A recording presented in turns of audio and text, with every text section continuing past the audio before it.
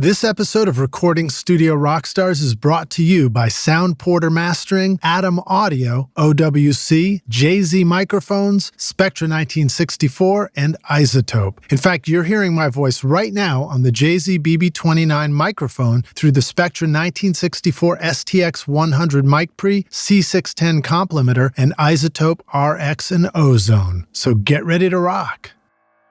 You know, we've sat in a room how many times together? There's no ego in any of it. The only thing that matters is how cool can we make it. No one's looking at a clock going, okay, if I don't wrap this up in 20 minutes, then the rate I'm charging is not going to make sense at the end of the month. All that stuff is out of the equation. The only thing that's in the equation are the conversations, the passion for the song, passion for the project, and getting it right.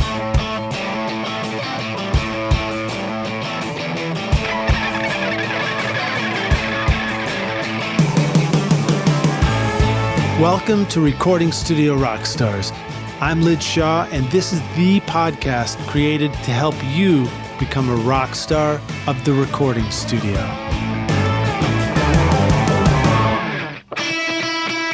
I'm Brian Murphy, and I strive to produce masters that move your song emotionally, but maintain the spirit of your mix and the intention of the artist. My promise is to give your music its best sonic performance, not simply change it. You work hard on your mix, and I always want to respect that.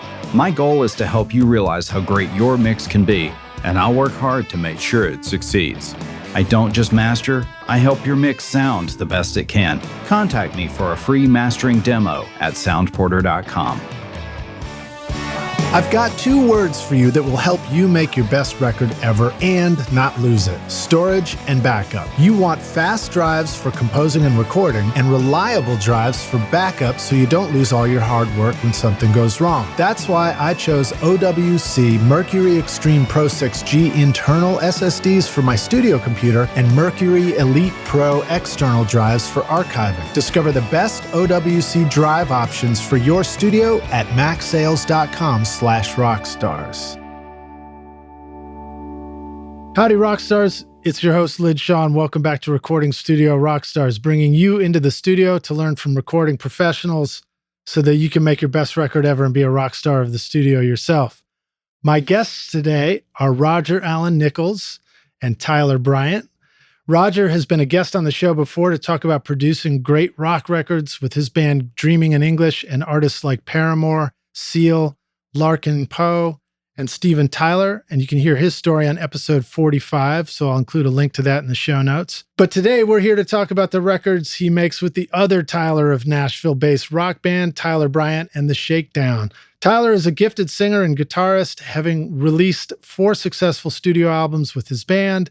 He's toured with such groups as Jeff Beck, ZZ Top, Aerosmith, AC/DC, Guns N' Roses, and Lynyrd Skynyrd, to name just a few, as well as playing several rock-focused music festivals. The group's current lineup consists of Tyler Bryant on lead guitar and vocals, Graham Whitford on rhythm guitar, Ryan Fitzgerald on bass, and Caleb Crosby on drums. And recently, Roger recorded Tyler and the band for their new record, Pressure, a powerful driving rock album that sounds like Audio Slave, the Foo Fighters, and Tom Petty all wrapped up in one, with killer guitar tones, swampy slide playing, and soulful songwriting. Somehow they managed to pull off this record at a time when most of the world was hiding away or venting on social media. So it's great to hear some creative fire come out of the speakers instead. Please welcome Roger Alan Nichols and Tyler Bryant to Recording Studio Rockstars. Roger and Tyler, or should I call you Rodgler or Tiger? Tiger's cool with me. Tiger. Wow, man, that was quite an intro. That was a great intro. Yeah. Great to be hanging with you guys. So, Rockstars, we are able to join you in studio this time, so I'm pretty excited about that. I'm doing a lot of Skype interviews, but it's more fun to just have a conversation. Sitting in face to face. Yeah, Absolutely. at least. I mean, we're not kissing or anything like that. No. And yeah. Not that much face to face. Not that much face to face. What you got to love about pandemic is everyone walks around with their built-in pop filters, man. It's great. They just walk into the studios. Pop filters, exactly. Watching the plosives. That's right. 2020, watching the plosives. So, Raj, we've, had a chance to do an introduction with you. But tell us a little bit about what studio we're in right here. We're in a new space for you. New space. This was Richard Dodd's studio for about almost 25 years. And I moved in here a little over a month ago. The studio that I had been in for 10 years was about half a mile to our east. And the building was sold, and the studio's being torn down. So real estate in this area is going through the ceiling, so people are coming in and buying stuff. And Richard has had this house for a long time, and he's worked in this studio, like I said, for 20 plus years, and I'm just fortunate to be here. It's a great place. It sounds great in this room. It feels good here, and I love Richard to death. So this is it's nice to be able to kind of step in and continue working in the room. He moved his studio to another location, and he's working out of home mostly. He's got a room at his house, and but he, every now and then he'll pop in here. And this is my second time here, because I did my first interview with Richard Dodd was right here in this control room. Yeah. I've come here to listen to masters on records before, but you know, never to hang out like this here. Sitting right there in the bench. Exactly. Yeah. All right, you know what, guys? I have to remember to do this. Since we're podcast only, say your name so that everybody knows whose voice is whose. Oh yeah, this is Tyler Bryant. And this is Roger Nichols. Right on. Now spell it. And what's your social security number? No. This is 23. No. 666. And this is Lynyrd Shaw. So awesome, guys. Well, let's go to Tyler. So Tyler, give us a brief introduction to who you are. Give us the short story version of how you got interested in music and got to this point right now where you're putting out this is your fourth album, right? Yeah, absolutely. I grew up in a small town called Honey Grove, Texas. And it's 22 miles from Paris, Texas, which a lot of people know because of the movie, which Rai-Kuda did the soundtrack for. Yeah. And I grew up listening to a lot of killer blues. That was sort of the thing that Texas was very rich in when I was growing up, and still is to this day. But I got lucky to meet a man named Roosevelt Twitty when I was 11 years old in a music store, in Holly Bond Music Store there in Paris, Texas. And he was playing an old Lightning Hopkins style blues. And it was the first time I'd ever heard anything like that. And he asked me if I liked the blues, and I said, I don't know what's the blues. And he's like, well, this is it. And I said, yes, I love that. And he became my best friend pretty much, would pick me up from school, take me to his house, we'd start jamming. By the time I was 16, I found myself at a Black Crowes concert, which I realized they were playing the blues just with longer hair and more distortion. And, with all of my teenage angst and rebellion sort of brewing, I decided I'm going to play rock and roll too. Now, quick question. Was this at a time when Audley Freed, wasn't he playing with those guys for a minute Oddly? I believe it was, because they opened this with the song Horsehead, which was off that By Your Side record, which I think that was one of the first ones that Audley was involved in, if I'm not mistaken. Maybe so, yeah. So I moved, I kind of just said I'm done with high school when I was 17, and I moved to Nashville. Roger was actually one of the first people I met, and we became fast friends. And funny enough that you mentioned Audley Freed, I started reaching out to publishers, and I found Audley's publisher or somebody who worked with him and was like, oddly enough. Yeah, oddly enough. And basically convinced him that I needed to meet and hang out with Audley, and we got together and had breakfast or something, and I just asked him a ton of questions. Hopefully you're listening to this, Audley, and we love you, dude. Yeah, this is the Nashville way. I mean, yesterday I was walking at Shelby Bottoms and ran into Audley. So we sat and talked. It was just, Nashville's that way. I ran into Audley in a grocery store on my side of town, and I was like, hey, you live over here? And he was like, no, it's just the grocery store and so crowded. I'd come over here. I was like, you rock, dude. That's awesome. Yeah, I mean, I love that about Nashville. I love being able to run into musicians. I always felt like the coffee shop was the original, internet for sessions or something. You just go and you just run into somebody that and then they're like, "Oh man, we're about to do this session. You should come do this with us." Well, very cool. So then you came to Nashville. You met Raj. Good call. Yeah, and I started a band almost instantly. I met a drummer when I was 17. This kid Caleb Crosby, who I still play with today. Basically, I was reaching out to venues prior to moving to Nashville, in Texas, pretending to be a manager who represented me. That's great, man. I was just really just trying to sell myself, and I used to call the the box office at the House of Blues in Dallas repeatedly until finally they put me in touch with a guy who booked. And then I got on the bill with Dickie Betts and B.B. King, and then I would call the Dallas Morning News and be like, I work for this guy, and really I'm just, I just didn't have anyone to vouch for me. So I had to kind of try and sell myself. And when I came to Nashville, it was very much, all right, cool. I told my parents I wouldn't ask them for money. I told them I was going to figure it out. And Roger was, Mom, Dad, I promise I won't ask you for money unless I run out. Yeah, exactly. Yeah. And I met this booking agent at CAA who basically put out a word with all of their young booking agents, and someone knew of a drummer, and I got together and had coffee over at over on Belmont, whatever the one next to the college is. Bongo Java? Bongo Java, yeah. Yeah, which you said about coffee shops being like where musicians used to go. It's funny because that same day I got to have coffee with Robert Plant. Wow. Oh, wow. Which is a whole wild story in and of itself. But I met the drummer that I'm still playing with, all this time later that day. Yeah, That's that was awesome. the time when Robert Plant was, I don't know if he's still spending a lot of time in Nashville, He but was, there was yeah, they were Band of making a Joy record. time. They were making records over. And my roommate at the time got to record him singing a track that I think was with Patty Griffin that didn't get released. But like what was so funny to me is when I heard it, I was like, oh, that's the most brilliant thing ever. That's so perfect. Yeah. But like, you sort of learn that difference between perspectives on records too, because they heard it and went like, oh, that's not the take, we'll keep working on it kind of thing. Yeah. But, I think we probably have a lot of songs we do in the studio and then we play it for a friend. They're like, oh my God, it's incredible. You're like, nah, no way, man. 100%. That's not the 100%, one, all the time. All the time. Yeah. Okay, cool. So let's see. I'm just going to kind of go through some of this stuff.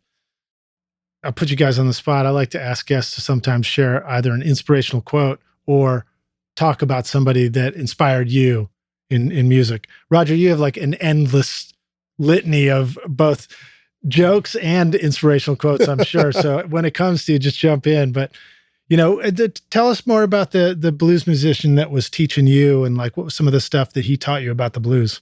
Oh, well, I mean, and what was his name again? His name was Roosevelt Twitty. I actually have his name Twitty. tattooed on my arm. So That's his signature. That's right. Yeah, I had him sign his signature for me before he passed, and so I could just remember because he was such an influential person in my life.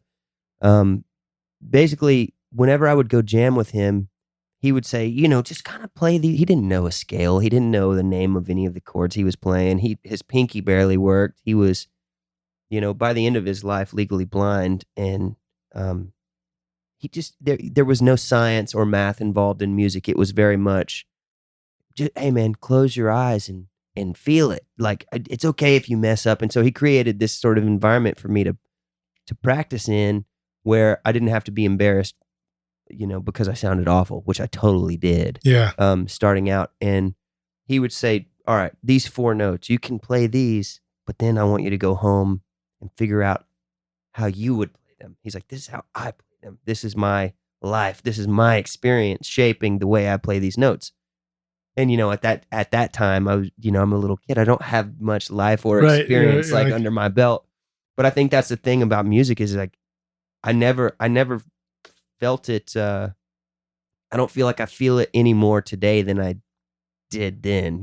There was like if anything, I think now I probably look back and often ask myself, cool, what would the 15-year-old version of you think about this? Whenever you're listening to like the purity of something or like that initial inspiration. And I think that's kind of what he that's such a key thing. Got me to dig for. It's so relevant for the kind of music that you guys are making, which is, it's got to have soul, it's rock and roll. Well, it's interesting you say that because one of the things I love about Tyler's playing, music is you go see a band, you don't go hear a band, right?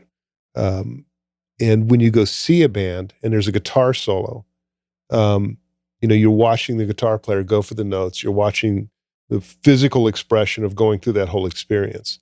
And that's something a lot of times when you hear a recording, you hear the notes, you hear what happens. What I love about Tyler, he's one of the few players that I know that you can actually visually see what's going on. I hear it when he plays, because like he said, like you were saying about Mr. Twitty, close your eyes and and feel the notes. And when he plays, it's very visual to me, the way he plays, the aggression that he plays with. That's very nice. Thank you. It's a really cool. It's a really cool like thing. The Crazy Days video that's in our playlist. Rockstars have put together a playlist of a bunch of the songs from Pressure. I guess Crazy Days is on Pressure as well, right? Yeah, but it's got a live shots of you guys playing in the festivals, and it just made me just go like, fuck yeah, I want to go play guitar. Yes. I want to be in a band again. Dude, that was so much fun to put together. I mean, obviously, like, I've had a lot of time on my hands because I was supposed to be on the road all year long this year, and like every musician. And so at the start of this, we kind of thought, well, what do we do? How do we turn this negative situation into something awesome? And Crazy Days was one of the first songs I wrote during quarantine, and I put together that video of basically just, there's footage of me standing on a barricade in Rio with 30 different people's hands on me at once, and it's like we're all rocking out together, and that is so anti this year. I love it. Right, but were they wearing masks though? No, they weren't. No, and they were screaming in my face. Do you want to know how I get a consistent sound quality mixing hundreds of episodes of Recording Studio Rockstars? Well, I've been cheating all along by using Isotope RX and Ozone on every single episode. Right now, you are hearing RX D-Click, D-Clip, DS, Deplosive, Voice Denoise, Ozone Multiband Compression, EQ, and limiting on my voice. If you want great consistent mixes too, go to isotope.com/rockstars and use the code ROCK10 to get an additional 10% off.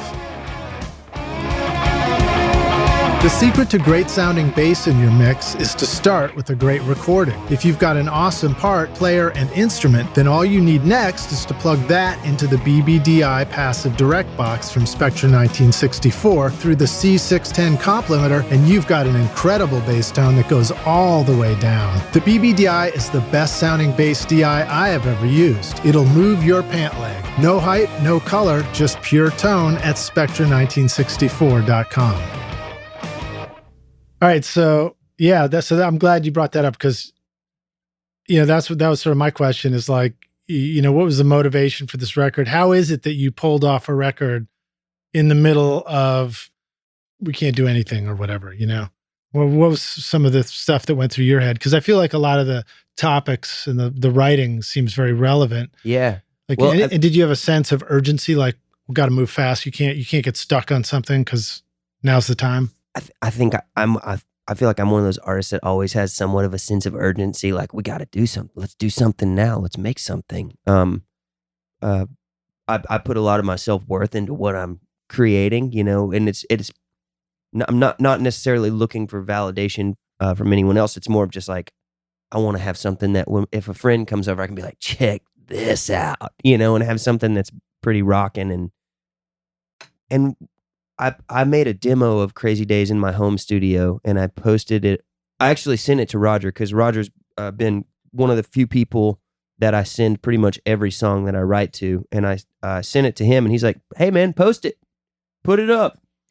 And so I did that, and the next call was from the record label saying, hey, let's release this. But it was a demo where I'd played the drums and the bass, and it was very much just a me thing. And the Shakedown is about the band and how we interact and how our years of shared experience touring and making records sort of comes into play. And so I called the guys and said, hey, we should just make an EP or something. And the next call was to Roger, like, would you feel comfortable coming over here? We know it's like a weird time and we're not supposed to do anything with anybody, but... And plus we're all naked. Yeah, exactly. And Roger's like, I'll get us masks. So Roger got us all these like dorky masks made. No, I'm not saying that masks are Batman dorky, and but Robin these ones like literally had like little puppies and monkeys on them. They were so great. They were like, they were my sister-in-law made them. My sister-in-law and a bunch of people in Birmingham got together and were making masks for the local hospitals because there was a shortage. Yeah. So these things were like, they were the real deal. I mean, it was like, trying to breathe through a freaking, it was a filter. Like trying to breathe in the band van. It was with the windows closed. Yeah. It was a filter, and it was just like, So, when Tyler called and we had a serious talk about all this stuff, it's like, well, if we do a record, we can't have anyone else in the room unless, it's someone that we know has been quarantined or free or tested negative or has been taking care of themselves. And it was a really interesting thing because it's not like making a record. I mean, there was this other level of precaution you had to take that had nothing to do with music. Right. And it was all brand new at that point, too. It was all brand new. And here's what I love about that. In being in a room with these guys, I've known these guys a long time, and I feel very comfortable around these guys. I love them to death. And to be in that situation when you have this whole other level of precaution that could derail the process, it disappeared because of the comfort that we had working together in the room. Right. So we didn't have to think. We had to talk about it. Everyone took it to heart. Everyone was like, yes, let's make sure that we're, and then we showed up, wore masks. We all wanted to finish the record. Yeah. It's like, plus everybody's sick of that shit anyway right now. So let's talk about the music, man. Yes. Let's talk about making the rock. On top of all that, I was very much like adamant about trying to make a record in my little home studio, which is, there's nothing really. So it's kind of an opportunity to go for it and do it that way. It's just, there's a certain recklessness that happens on the demos that we would make, and then I feel like when we would go and redo a lot of that stuff, it would start to lose its inspiration. It would just lose a little bit of the magic. And there were multiple times when talking about doing this process where I was like using this as an excuse to build out my studio, and I'm going to go buy this piece of gear. I'm going to buy this. And Roger kept going, hey dude, we're making a rock and roll record in your basement. Let's do that. You know? Well, you know what? There's one thing that we did through this process that I absolutely loved.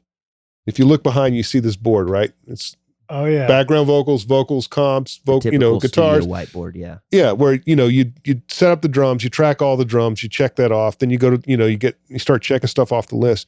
And what we did on this record is we treated every song top to bottom, and when that song was done, then we went to the next song, and there was no we weren't knocking chunks of information out in groups of songs. There was never a whiteboard. There was never a whiteboard. We set up, we got the sounds for that song, we talked about the approach for that song, and then we went for it. Right. So you're working on one individual unique piece of art each time rather than this factory thing. No, exactly. No factory thing, no vocal tuning, none of that stuff. Oh, cool. No drum samples on this record. I got to cross off the question about vocal tuning now. And here's the thing that's really interesting about this record. Through UA, Universal Audio, they gave us access to all their plugs. They gave us access to Luna. They gave us access to some of the interfaces. And we cut this record. I took 14 mics over to the studio, and that was it. I took 14 mics, and we basically tracked the entire record with no physical pre's. Isn't that called the Stoner's Dozen or something like that? The Stoner's Dozen. Studio people. That's about right. And we just, we used all the software, all the UA software. When I mixed it, I mixed it all in a box using UA stuff. And it was so effortless and so fun to do. And the result, I was really happy with the result too. What's some of the stuff that you really dig about it? So like, if you're using their interfaces, I don't have them, but I've been always under the impression that the mic pre's sound pretty great. I'll tell you what, here's what I love about the software. You open up an LA2A, it looks like an LA2A, it sounds like an LA2A. Yeah. There's no like racing stripes or any other bullshit that you're like, what, no lasers go, you know what I mean? It's like, it is what it is. Yeah. And it sounds like what you are used to hearing when you use that piece of software. See, I've been using the UA interfaces for years because it's like, I've been setting up basically a studio in whatever house I've lived in, where it's like, I've got a small basement to operate out of. So it's like, okay, cool. I started with one of their 8P interfaces where I had 8 preamps where I could use the unison pre's or whatever. And then I was like, cool, if I get another one, then I can have 16, and then I can do a whole band live. Finally make a record. Yeah, exactly. Well, it's like for what we do, if normally with 16 channels, you can do the whole band, you know, and have like everything you need. And I don't know, it was pretty fun to kind of get to know that stuff. And then I was realizing I would make a demo for the band and then it was getting, you know, used in a TV commercial or something. And I'm going, man, we keep going and spending all of our money making records. And a lot of the thing that's making these recordings so exciting is not necessarily us using these plugins. While they do sound great, it's that the energy is like happening then for the first time. And that, I think the thing that I like about so much about it is it was just allowing me to capture that sort of thing. And I also wanted Roger to experience that. I was like, dude, this is kind of awesome that I can take this anywhere and record. And he came over and, you know, it worked out really great. It did. It was a little left-handed at first for me working with the console and stuff because, you know, it's another step in the process for me at that point. But we got through it. It was great. You know, they were awesome. UA was awesome. Right. I love the plugins. I used to have in my old Pro Tools TDM system, I had the 1176 and the LA2A, and I just couldn't believe how good they sounded compared to the other stuff I had.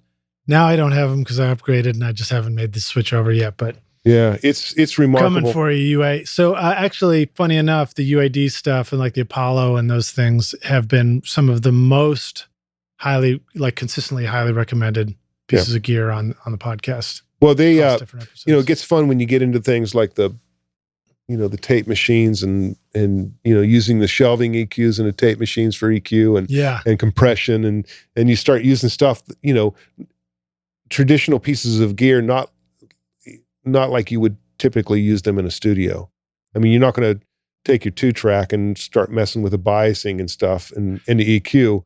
Funny enough that Craig Alvin would differ with you on that. Well, Craig, he does do that, and that's where I learned how to use like the UA, or I got a different tape plugin, but you know, messing with the biasing and stuff to try and like tone up the vocal. Well, that's get the S's in control and stuff. What I'm saying is, though, in Pro Tools, it's you're clicking a mouse, and you're not sitting in a control room with a screwdriver going, I hope this works. Yeah, exactly. There's less risk involved. Yeah. There's not, and you don't have a tracking session tomorrow morning where you got to realign. Where you got to realign everything and Well, I think as an artist, it's so nice to just have something for me. Like I have a whole portable UA rig that I have in a road case that I take with me everywhere, that it goes into every dressing room and it goes into the hotel at night.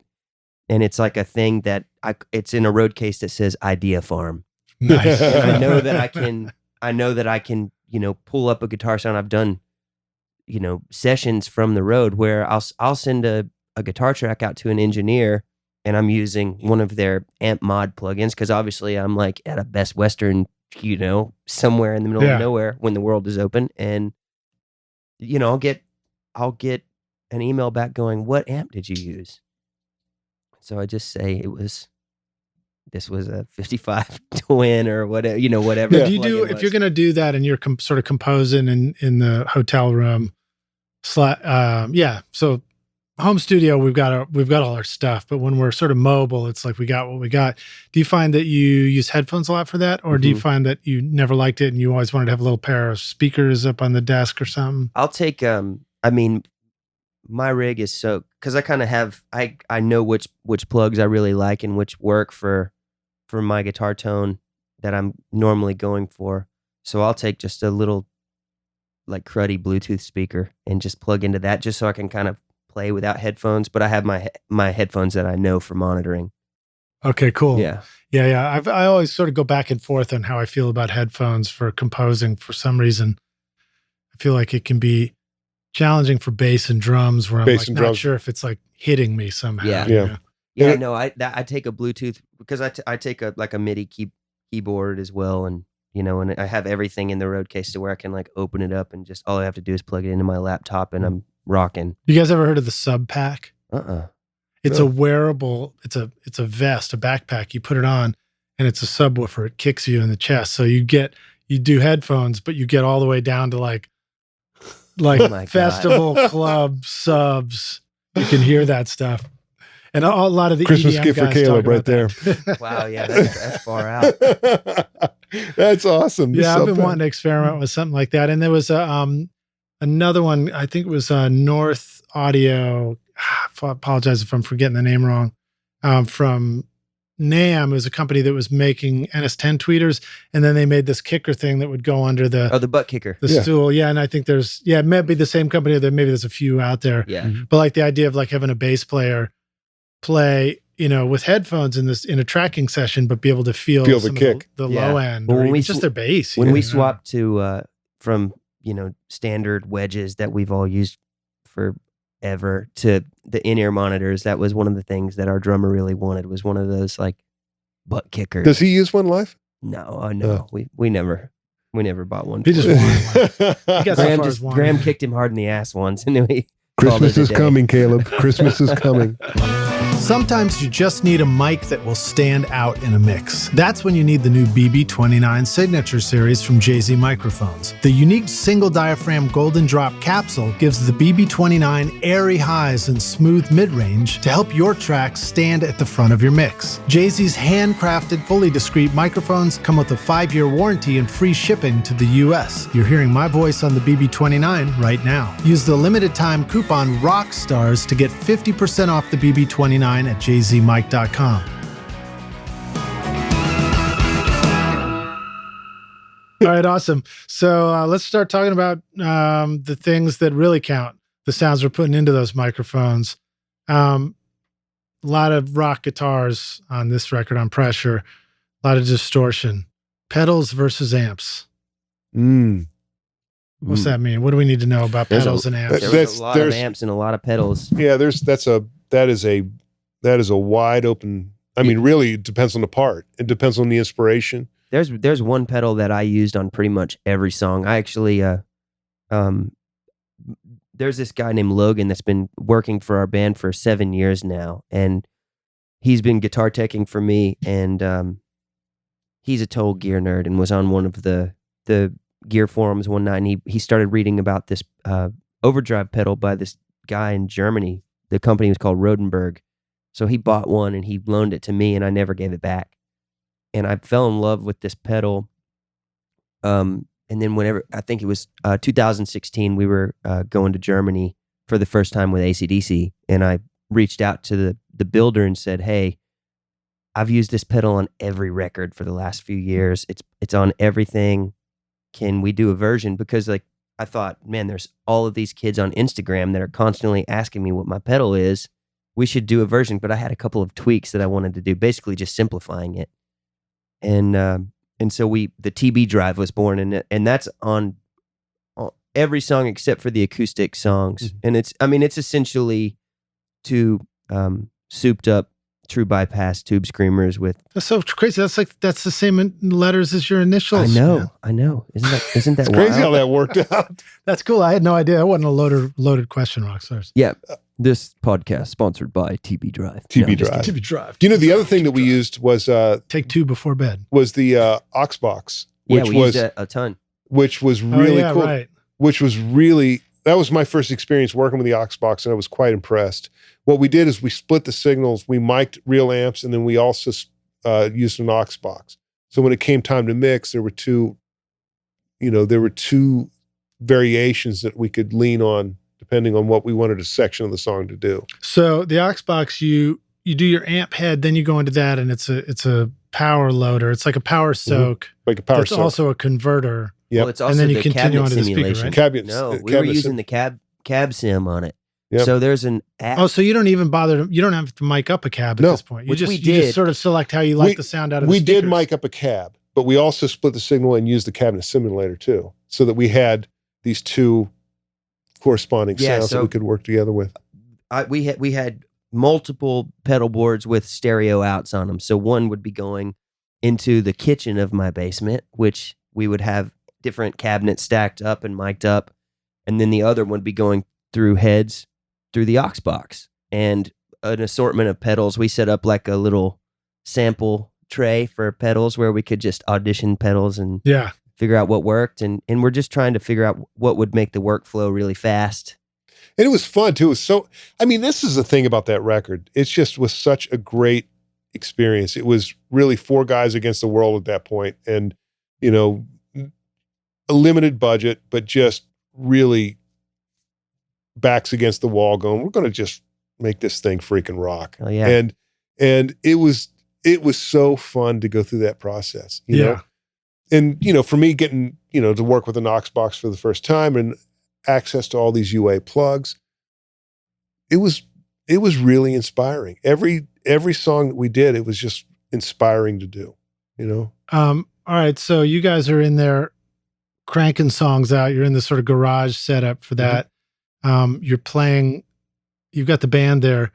Talk a little bit about the difference between tracking everybody together versus building a song and sort of, you know, getting the bones right first and then layering things. What does that mean for you? And you know, is one the right direction versus the other, or do you need both of those for different situations? I think they go hand in hand. Yeah, and I think it all depends on the song too. Yeah. You know, there were certain songs on this record where it was like everything was tracked live. Like, for example, the last song on the record is a song called Coastin' that wasn't even in the running for, you know, it wasn't on the checklist at all. Yeah, we were, you know, whenever we decided, well, we're going to do these songs, it wasn't there. And there was one night we were working on a song called Loner, and it had been a long day, and I think it was about 10:30 or something, and everyone was getting ready to call it a day and head home.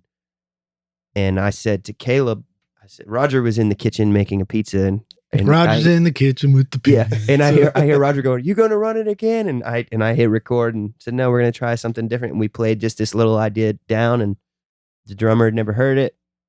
We'd never done it before, and I sang it, and that's the version that's on the record. It was very much just a moment that happened, and there were a few songs that happened like that, and then others that we had to arm wrestle and figure out what everybody's role was to make the song live, you know? Yeah. If I can interject something too along the lines, you can. It's your studio, man. Well, here's the thing. Here's the thing. It's really fascinating. The relationship that Tyler has with Caleb Crosby, the drummer. When Tyler's working on something, you know, he'll want to stand where he can see Caleb, and there's like this communication that happens and it's really fascinating to be in the presence of that. And they'll work something out without even really saying anything. And then so there are some songs on the record that went down that way. And it was like, you can't mess with that. This is perfect, you know? Yeah. There were a couple too where we would start to work out an idea, and then, you know, we would shut the door to have maximum sound isolation. I'd be in the control room, Caleb would be in the other room, and I'd be like, dude, I got to get out there and jam. And so there was like a little portable amp that I'd go set right next to the drum set so we could sit next to each other and work out our stuff. And this is the thing that's really fascinating about these guys, these 3 guys, because there's this chemistry with Caleb and Tyler, and Graham fits so perfectly in that. You know, Graham is just really, he is perfect.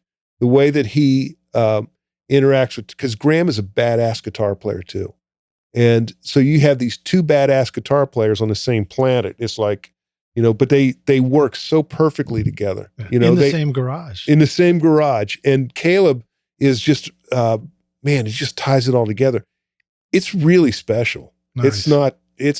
There's a lot of stuff there that you can't even define that happens when stuff's being recorded. Well, that's always been a challenge for me, is like, you know, the difference between getting it right when people play together. I prefer when everybody plays together. For me, it's a lot of fun. I'd almost rather the challenge of trying to get a take that's inspired as a group than the perfection of being able to fix things or, you know, build them one at a time. But sometimes, you know, the power in production comes from that control of what's going on. But you know, like Backbone, for example, doesn't that have the super tight guitars? Absolutely. This is a great example of the exact opposite of what we've just been talking about, because that was a song. So the Shakedown had a bass player named Noah Denny for a long time, who left the band in February. And does that start out with his fuzz bass part or something like that? No, it doesn't. He basically, when he left the band, we were kind of like, well, what do we do? He's been playing with us for 7 or 8 years. We have to figure out what our next move is. And so I ordered a bass, and Graham came over, and Graham started playing that bass line. And I pulled out my little MIDI controller that I take on the road with some, random sounds from Battery or, one of those Native Instruments things, and started kind of tinkering. And then I found a synth that I loved that just went, and so we figured, okay, this is in the key of C. We could have tuned the synth to whatever key, but we were just like, let's write a song in this key because it sounded brilliant in that key. And so he started playing his riff in that key, and the little program drums like whatever pack I was using, it was a really tight sounding pack, and it sounded pretty just odd and shitty and cool. Yeah. And so whenever it came time to do the record, I was kind of advocating, like, we have to do it at this tempo, and let's please keep this synth, and let's a couple of these guitar parts on the demo, because why redo them? Everyone in the band loves them. Roger loved them. It's like, let's just use them. Yeah. This was, and so and we just basically had Caleb, we recreated a dead drum sound that we all thought was really cool. And Caleb used this really high sounding snare, which sounded badass. And the whole combination, correct me if I'm wrong, but I remember that as the one where, you got the fuzz bass and guitars. There's a cool vocoder effect too going on, I think, on that one. And then the snare hits, and you've got like this super verbed out guitar that happens. It's like real cinematic moment. Yeah. I love bold decisions like that, and they're fucking hard to get sometimes. It's almost like the more you try to get it, the less likely you are to get it, and the more you open you are to accidentally discovering it, and then, like you said, not trying to reinvent it later for something. Well, therein lies the beauty of 4 guys in a room without an A&R guy over your shoulder, or a management, without peripheral people influencing the decisions. You got 4 guys having a blast, hunkered down and going, what can we do here? Well, dude, I remember whenever Roger started mixing Backbone, and there are certain things that happen in that track that are fairly jarring, where like a stab will happen, or a reverb hit or something, and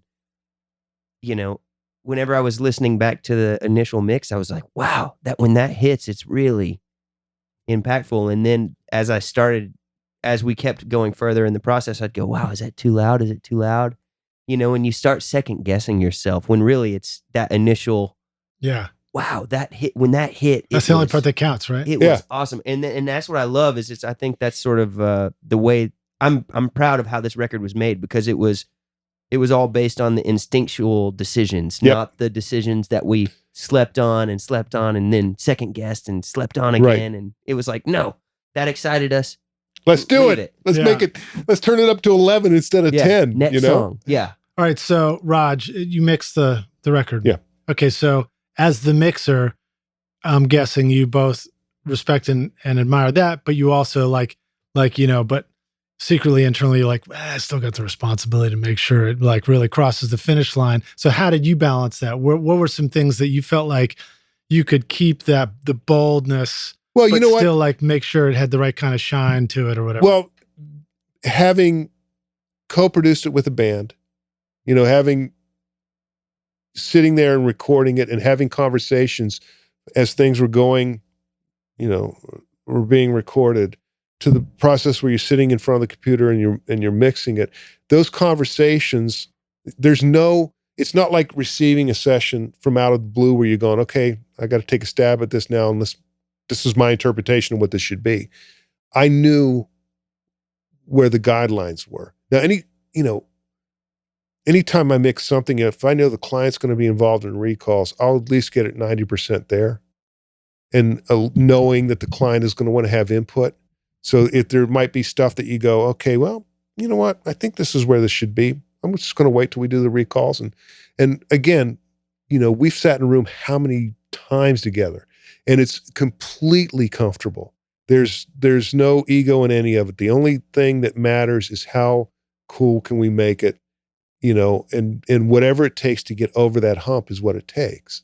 It's not, No one's looking at a clock going, okay, if I don't wrap this up in 20 minutes, then the rate I'm charging is not going to make sense at the end of the month. It's all that stuff is out of the equation.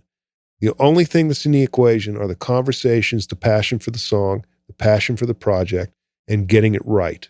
Awesome. And that takes as long as it takes, So it's just the way it is.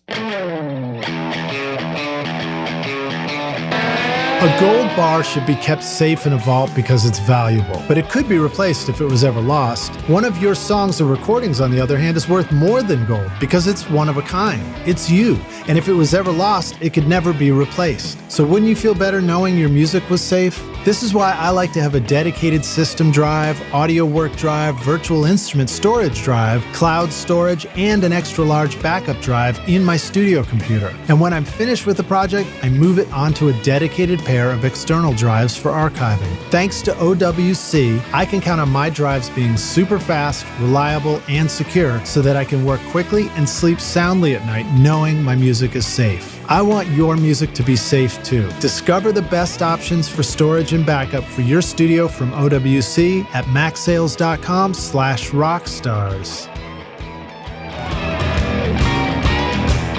Have you ever wished you could remove the click-track bleed from a singer's vocal mic, the sound of shuffling feet from a full choir, or clicking noises from the valves of an otherwise brilliant trumpet solo? These are just some of the incredible things I've been able to clean up, edit, or remove from a recording using the magic of iZotope RX. Great for mixing with a collection of plugins for your DAW to manage plosives, clicks, S's, noise, buzz, reverb, breaths, and even guitar fret squeaks with the set-it-and-forget-it simplicity that lets you focus on your creativity in the studio while you let iZotope handle the audio challenges. If you've ever wanted to truly feel like a magician in the studio, then iZotope RX is your magic wand. Go to iZotope.com/rockstars in the show notes and use the code ROCK10 to get an additional 10% off your first purchase.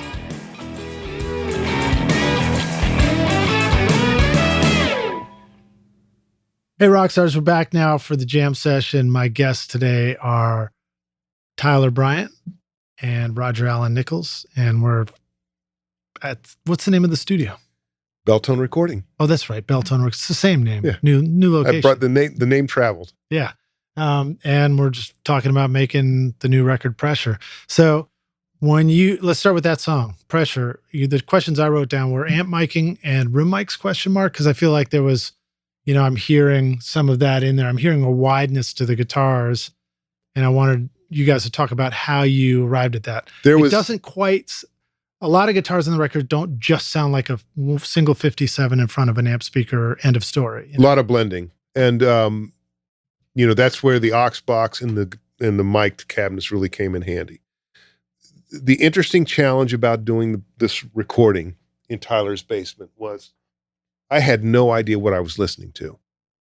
So the one thing that I consciously made sure we did every time we recorded something is I used no EQ. If something didn't sound bright enough, we would move the mic, So I used mics, and the reason why is we just didn't know, The first night of recording, I came back to my studio and brought a session up and just kind of did a ref mix of what we had tracked. And that gave me enough information to go, okay, cool.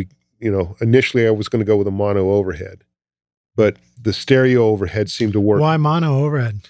Just trying it, I just wanted it to be simple, but, with the space, with the fact that there are two guitars, there wasn't much overdubbing. There wasn't much layering of stuff. So because of the sparseness of that, I wanted the stereo image of the cymbals, and I felt like it would help the overall drum sound wider. So, and the hidden, probably the hidden rock star was his bathroom. My shower, yeah. The shower. We threw a mic in the shower, ribbon mic in the shower, and as you walk through, you use hot water or cold water? Cold water. Always. I used it as a loofah every morning before we started. The ribbon was so soft. Why do these tracks sound so spongy? Yeah, exactly. For For the listeners out there, the track that Roger was talking about, the first thing that we recorded, which was also an accidental track, was this song Fever. And I remember Caleb, the drummer, at one point said, "Are we like ready to record?" Because at this point we were just getting drum sounds and checking phase and doing all that stuff that, often the artist is like, "When can we start? When can we hit record?" And so at that point, the little amp that I was talking about earlier, that was sort of the amplifier that I would move around to sit next to Caleb and we could just jam, that was set up in the kitchen pointing towards the bathroom. So on that particular song, there's a ton of amplifier in the room, Mike, because it was just pointing right into the shower and the drums were going in there. And it sounded great. It was killer. That's like one of the benefits of tracking. And Sean Everett, who was just on the show, he talked about that too, which was that like when you're tracking, there's just all these mics everywhere. And all of a sudden you get these otherworldly sounds on things because you mics are just in places where you wouldn't have thought to put them. Yeah. And then you hear them quickly and you're like, that sounds awesome. You know? Yeah. Yeah. It's like having instant colors. Yeah. The other thing is, you mentioned the room sound on Pressure, and one of the things that I really love about the Oxbox too, which is one of the reasons I really wanted to use it as well as miking up an amp, is since we had been touring a ton and using the in-ears, which I think as a singer are really inspiring to sing with, but as a guitar player, not so inspiring often. Right. I feel like there's a certain disconnect that happens. And so I started running basically 100 watt plexi through the aux box straight to front of house and straight to my in-ears. And I could, in my studio at home, program in presets with a room. There's a room option to where you can blend in a room sound, and it adds a little more depth to that. So you could dial in at home, you could get a sound that's going to sound the same everywhere in your in-ears that you felt good about. Absolutely. And even so though more it's not me. the actual sound that's going out. Yeah, well, it is. It goes to front of house. It goes to front of house, but I also have another amp that is blasting whoever's standing in front of the stage. Right, and that's we had the same approach to recording the guitars. And then Roger was like, "Hold on, let me move this mic here," and was putting room mics up. And then also, I think probably the way Roger is sort of like a master of creating space in a mix as well, where it's I've sent Roger stuff to mix before where it's everything is very much in your face and direct sounding, and he's able to mix it and add depth. Whatever magic it is. So I'm glad you brought up something that made me think to ask this question. This is this idea of recording the DI of the guitar. That's become a thing now. It's a thing now. Yeah. Is it? Do you guys use that? Do you find it useful, or are you like, we've never don't recorded ever do DI that. without like an amp and like committing, like the tones we were committing to sounded like rock guitar tones. It was never clean.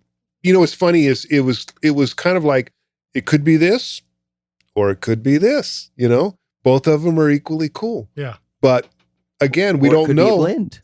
Or they could be blended. Right.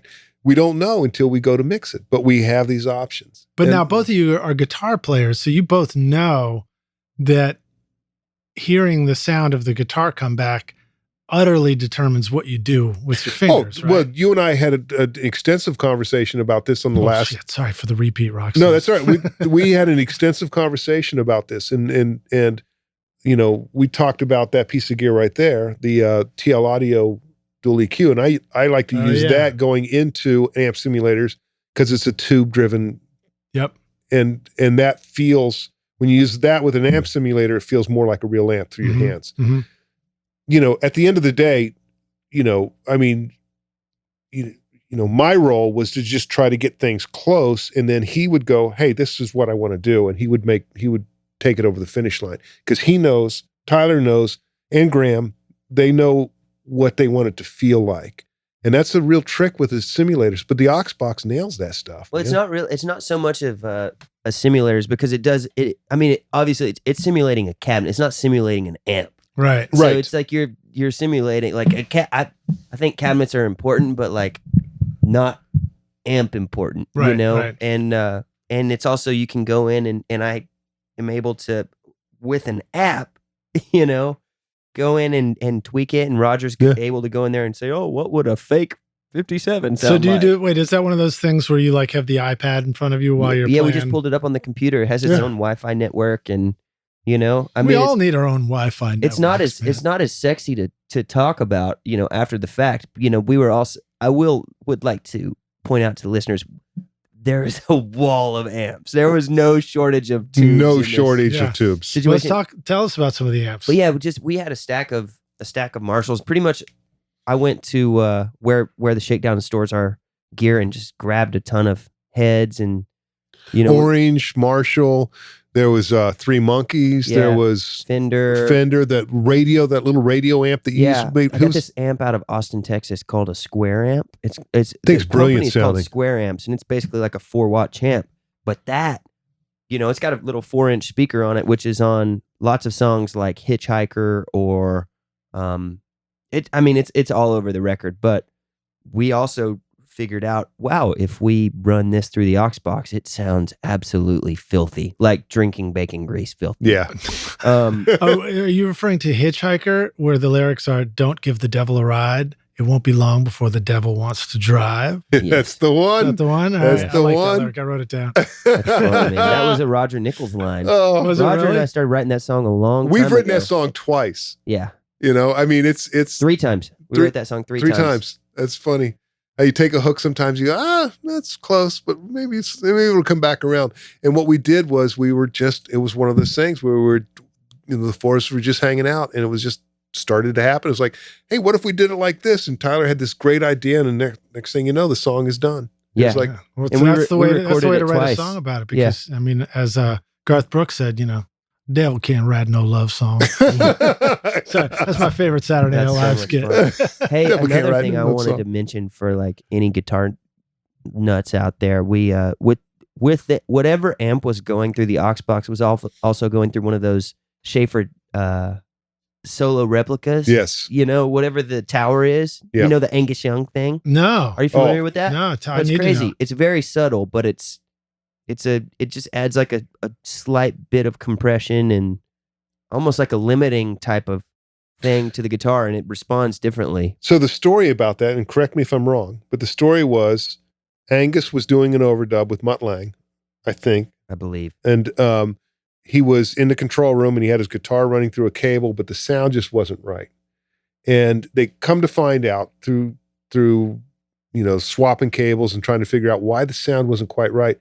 Angus used his wireless system, and his wireless system that was the only missing piece. That was the only missing piece, and that gave an extra level of compression and all right. That, yeah. So they have now made this box called the Schaefer, the Solo Dallas, Solo Dallas, and it's awesome. Yeah, it's sick. I find that with pedals sometimes. There are times where the guitar going straight into the amp is the better sound, and then there are times where the guitar going through the green line 6 delay pedal that's off into the amp gives me the better sound. Yeah. It's like it just affects the response of it. I mean, that's the way with a lot of the universal audio plugins too. Like Roger and I've talked about this before. It's like sometimes if you pull up like one of their Pultecs or something and it's not even doing anything, and then you bypass it, you go, oh wow, I missed that. Yeah. Oh, right. Yeah. Compressors as tone instead of compression, Yeah. Yep. I hear people talk about that a lot. All right, so Hitchhiker, and something that you're great at, slide guitar. So a couple of questions. What kind of slide? What do we need to know about the choice of slide when you're reach over your shoulder right there? See that little black box? And then also, how the hell do you play your slide guitar in tune? And what do we need to know? What's the secret? So there's a couple of things to discuss here. I just got this. I got this resonator at the start of this process. This thing, Raj? What is this? Liz is trying to smoke a slide, y'all. No, I got this resonator at the beginning of the process, which was a tricone steel resonator made in Michigan, and it inspired a lot of the riffs, like the riff on Hitchhiker, or that's it. I wrote that song like the old me on it. I wrote Coastin' on it. So it was just sort of like a guitar that I would pick up if I had a few minutes to kill, because it was really inspiring at that point, and still is. But the slide is made of magnesium. It's very light. It's 80% lighter than brass. Isn't it supposed to help you sleep well at night too? Mag Slide, no, it is not a sleeping supplement, but it helps your sex life. It does. But yeah, it's a slide that I one day I was in Carter Vintage and I met the folks who made that and became friends with them and just released a signature slide with them. But yeah, I mean, for me, I learned to play slide listening to Muddy Waters and Johnny Winter. Yeah, what finger does the slide go onto? I play it on my pinky. I know a lot of people pinky, okay. Play it on their ring finger. I play it on my pinky because that's how Muddy Waters did it. And he was a hero of mine. And does that leave the other fingers for fretting out chords? Yeah, so I'm doing chords with with my other fingers and most of the time the thumb's wrapped around the top as well, which they tell you not to do in Berkeley, but Jimi Hendrix did it, so it's okay with me. Did you do Berkeley as well? No, I didn't. Music? I didn't make the grade. No. I didn't hear that in the intro. No. Graham, the other guitarist in the Shakedown, we always joke. We say Graham went to Berkeley and got a coffee. He went to Berkeley for like a month. We convinced him to drop out and join our band. Yeah. Nice. But awesome. But yeah, and then we would always mic up the resonator as well as running it through an amp to get. Yeah, because I was gonna say on Hitchhiker, it's like, do we hear the pick through the vocal mic too? But I guess it's the mic on the resonator. It's a Neumann 582, Neumann Gefell 582. You know what else we used on the resonator a couple times, which was just because I think it was there and we were like working instinctually. There was like a little Rode mic. Remember that? Yes. It was like a cheap little Rode.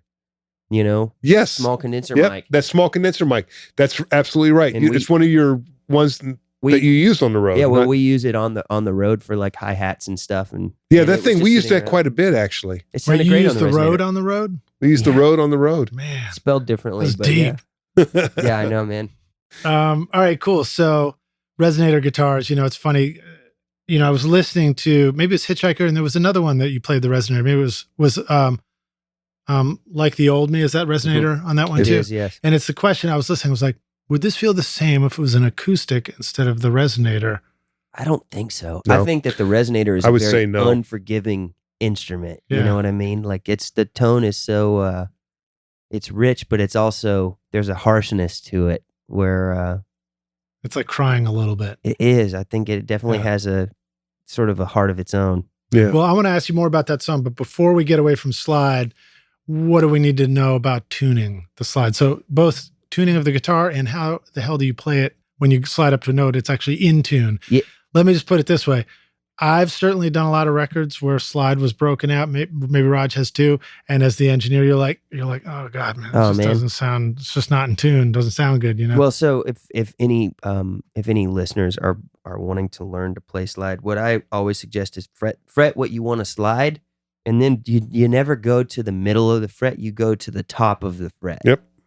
And a lot of the times it's the attitude comes from bending up to it or bending out of it. The frets no longer exist. They're just markers. And so when you say fret what you want to slide, you don't mean actually press the string down fret. No, you never. mean just like use the fret as your visual guide. Yeah, it's a visual guide. Yeah. And for example, I think Hitchhiker is in open D. The tuning I learned to play slide in was open G. I learned like Can't Be Satisfied, Muddy Waters version. And can you give us some note names for open G? Yeah, and also I can do you one if I'm better. putting you on the spot.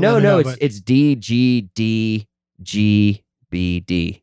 All right. But if that's hard to remember, there's a Ray Wiley Hubbard song.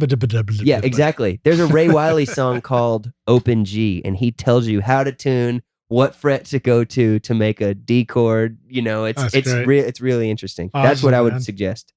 Awesome.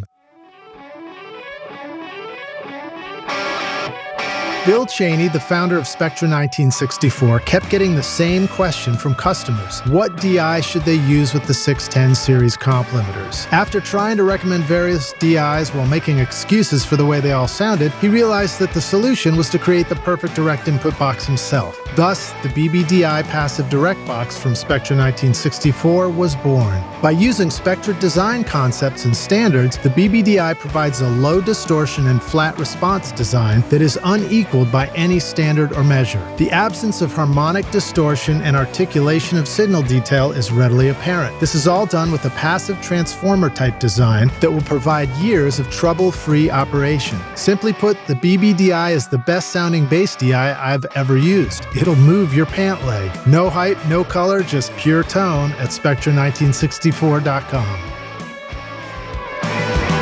If your goal was to climb Mount Everest, you would hire a Sherpa to guide you to the summit. If you wanted to sail around the world, you would hire a seasoned sea captain for a safe voyage. And if you wanted to try skydiving, you wouldn't just jump out of an airplane without being strapped to an expert, right? So why would you send off your mix for mastering without knowing that it was ready first? Wouldn't it be great to have a professional mastering engineer with a trained ear to guide you through the final stages of mixing? Brian Murphy is your trusted guide at soundporter.com. Home of the iterative mastering process, where you get to interact with a professional mastering engineer who listens to what you want and will give you mix feedback to help you get your mix ready for mastering. Contact Brian now for a free mix review and mastering demo so that you can hear it before you buy it at soundporter.com.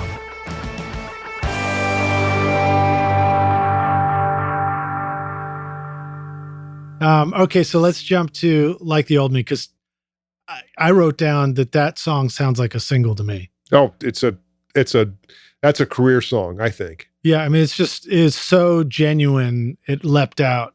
Talk about making that tune.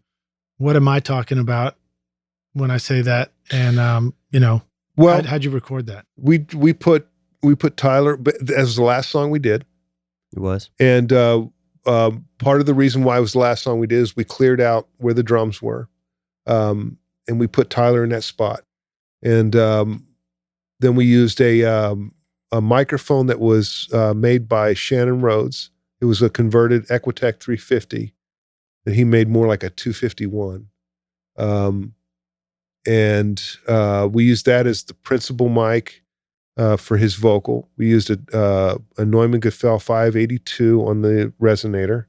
And right, then so this is a voice and guitar performance? Yes, like the voice and guitar performance. And then what I did is I used a couple of old 414s and a room mic, and I about 6 feet, and we just kind of monkeyed with that. I wanted the width of the room. I was going to say I could hear the room in there too. Yeah, wanted the width of the room. And then, Tyler we just went for takes, and there was one take. It was take number 5, and it was. As I was listening, it made the hair on my arm stand up, and I was like, and you probably did another 5 takes after that, and you came in and we were like, man, take number 5 is, he sat and he listened through everything. He's like, yeah, let's go with 5. So we did that. And I didn't then listen through everything. At that point, there was like a certain level of trust where everybody in the room, which at this point, this was the last thing we did. Everybody said, hey, 5 was it. So I listened to maybe 2 takes, and then it was like, cool, let's just go with the one you like. 6 through 10 were like mail-in ballot takes. And, well, it's funny. They were fraudulent takes. Well, it's this is the thing about, I love watching Tyler work because he, if the ball needs pushed up the hill halfway, he'll push it over the top of the hill and bring it back around and push it over the top of the hill again. As an artist, he's always pushing himself and trying to, make sure that it's the best it can be.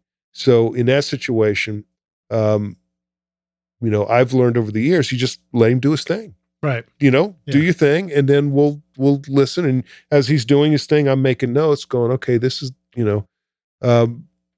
and it's awesome to watch. It's awesome to sit there, and you can hear the nuances change. And at about the center point, that's when it felt like there was a disconnect between thinking about it, and then there was just a very even snapshot in regards to the emotional content of the lyric, how he was playing it. And there's a certain point you reach, right, where you're thinking about playing, the song, and you're thinking about delivering it too much. That's where takes become disconnected, right? There's a point where it can start to turn to choreography. Right. And what you want to do is you want to capture that snapshot when it's comfortable enough that the performer's not thinking about it, but it's not choreography. Right. Well, I think there was a certain level of, I wrote that song, and then I made a demo of that song, which I'm a huge fan of making demos. I love it. It's part of my songwriting process, to be honest with you. And so I made a demo of the song, and I really loved my demo. And so I think it took me a few takes to try and like get outside of what the demo was and try to figure out how a guy in the room would sing the song. The thing I like about that song is I feel like so much of this record was sort of made to sound larger than life, and that song just kind of sounds like life. It sounds like a dude like sitting in front of a microphone singing a song that he wrote. And it just sounded super on. I mean, like I love that. To me, it just hit me that way right away. And it's like at the very beginning of this interview, you talked about letting I forgot how you said it, but you were talking about like the soul has to come through the music, right? Yeah. When you what you were learning from Mr. Twitty. Yeah. Mr. Twitty, yeah. Roosevelt, yeah. I actually wrote down Roosevelt Twitter, and then I had to cross that out and put a Y at the end. Well, here's, it's funny because we got the initial performance of it, and Caleb is, Caleb's a hell of a musician. I mean, all jokes aside, sometimes you'd think, oh, it's a drummer, and you think that's what they do. They play drums, and Caleb just transcends all that. He's a hell of a musician. He's a great piano player. His ideas are great from a writing standpoint. He always has great ideas. So there's this, he's an onion with many layers. And Rebecca, who is, but he smells better, right? He smells better than an onion. He's still a drummer. He's still a drummer. Caleb, we love you. And I haven't even met you yet. Or maybe did I meet Caleb? I don't know if I met the whole band yet. But sure. Tyler's wife, Rebecca, has this beautiful piano, and it was upstairs. And little baby grand, and Caleb sat down at the piano, started playing it, and we're like, we got to put piano on it. So I ran some mics, long ass cables upstairs. We mic'd up the piano, then we put like a room mic or a hall mic to kind of get the vibe of the piano. Top of the stairs, yeah. Top of the stairs, and then we just went for a pass on. A couple of passes on him playing piano, and we kind of tweaked the part as he was playing. It was like, hey, if you held out here, and and instinctually he was pushing all the buttons anyways, just because he's a great musician. So, the piano part went down really easily, and it brought this beautiful kind of element to it. And then Graham just sat down and started playing this really beautiful kind of, it almost sounds like strings. The way he was working the volume pedal and playing his voicings and the sound he had on his guitar. It was just, it was magical. And it helped me commit to my performance, because as an artist, it's often hard to commit to a vulnerable performance like that, where there's no reverb, where it's there's nowhere to hide when you're playing and you're singing, and there's you're not going to go in and edit between the takes. You could, but you're risking losing that moment. And once Caleb started playing, I was going, okay, yeah, because Caleb is so connected to what his instincts are kind of tied to my instincts through years of experience, and Graham is right there too. I mean, Graham was right there too. He was, and that was such a great example of how the three of you guys work together. When Graham started playing, I was, because Roger was like, hey, why don't you dial up a tone for Graham? Because I love to dial in spacey tones and all that. And I was like, cool. Roger asked me to do something. I'm gonna. This is my moment to shine. So I was kind of pulling up some.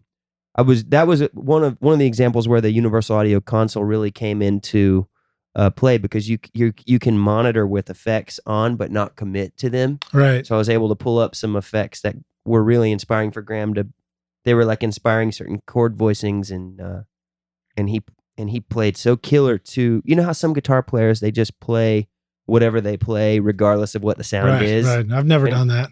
Yeah. But he was playing to the sound and to the song, and then afterwards Roger was able to go in and fine tune the effects to. It worked out great. Well, it made me write down the question. Did you guys think about strings? I mean, because I was just hearing that guitar making me think it sounds like strings. Didn't need him with Mr. Whitford in the house. He filled that role perfectly. It was really fun. I got to tell you that it was really an emotional high point, because it was the conclusion of the record. Recording wise, so much during the recording of that song. It was hugging everybody.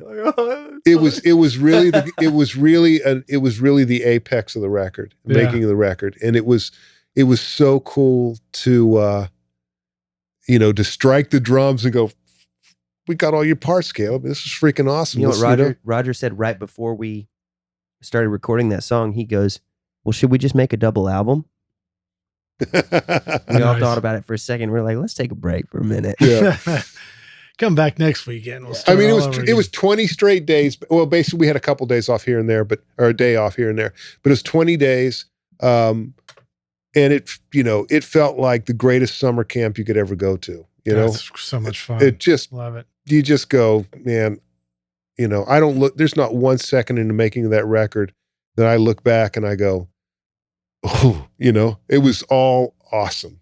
And Even when Caleb and I almost killed each other. you know what? That's all part of the process, man. And you guys are such brothers that it's just what family does. I've been in the room with a band where the ride cymbal got, like hurled across at the bass player like it was going to chop a head off, Yep.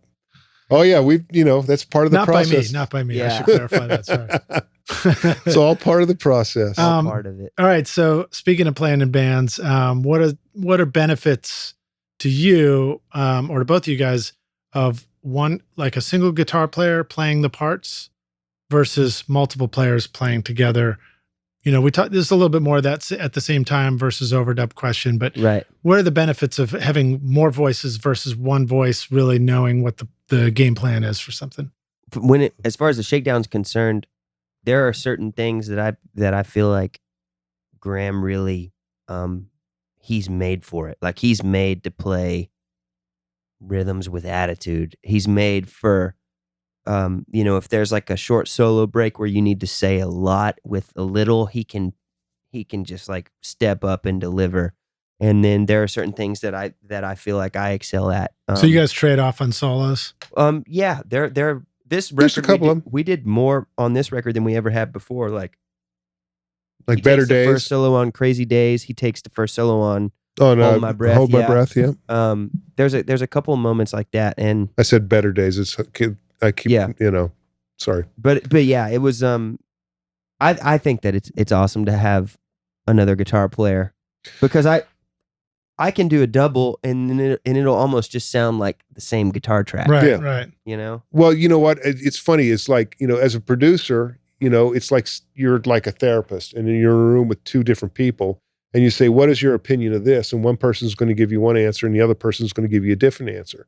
And both of those answers are correct. They're just a different perspective. That's a great analogy. And that's what it's like having two great guitar players in a room. I mean, they know where to stay out of the way of each other. They know how they respect each other. They know what each other's strengths and weaknesses are, and they complement each other from top to bottom. Those two, We also push each other pretty hard. you too. do, Yeah. you do, but that's what makes you so great together. So that was my question. One of my questions is, what's your process for listening and coordinating with each other's band parts, and where are some of the places that you have experience of stepping on each other and then having to like figure it out? Well, I think that the process has over time evolved to when Graham is getting started doing something, I have to leave because I'm such like I spend so much time in my studio where I just want to be like, no, Right. do this, Right. But that's not the point of it. The point is for him to figure out what he's going to do, and Graham is a wizard in the studio too. He's just very efficient and just a total rock star. So I have to leave from time to time, and then I'll come back in, and that's where we'll do we'll fine tune stuff, and then he does the same thing for me, where he'll step out, so I can at least like work through my ideas without interference, because that's the most frustrating. I'm sure you've been in a situation where you're trying to create. Totally. And all of a sudden you have voices telling you what you should do before you've even figured out what you're trying to say. Yeah. Or you're the other person like yourself that had to remove yourself from the room. That producer, I'm listening and I have voices telling me what would be a cool idea and I want to communicate it, but it's like, no, just shut up. Well, Just there's let a this time- thing happen, because let it discover itself, because then you might come back and be like, wow, that's so much cooler than Well, what I know that Graham's a lot more likely to hear me if he asks me what my thoughts are on it, Right. rather than me just like going, hey, do this, and vice versa. If I'm starting a solo and he's like, hey, what if you did something like this, then Yeah. immediately I'm not going to listen to his idea Right, because I right. haven't figured out what I'm doing. So Yeah. I think we've kind of figured out how to give each other space, but there's also enough respect there that after a certain point we do. So there's also a thing that, like, if there is a game plan, then it's kind of like writing a chart before a session. Communicate it to everybody before everybody even starts, because it's a game plan. You know, it's like there is a chart for the song and everybody should know what the damn chart is.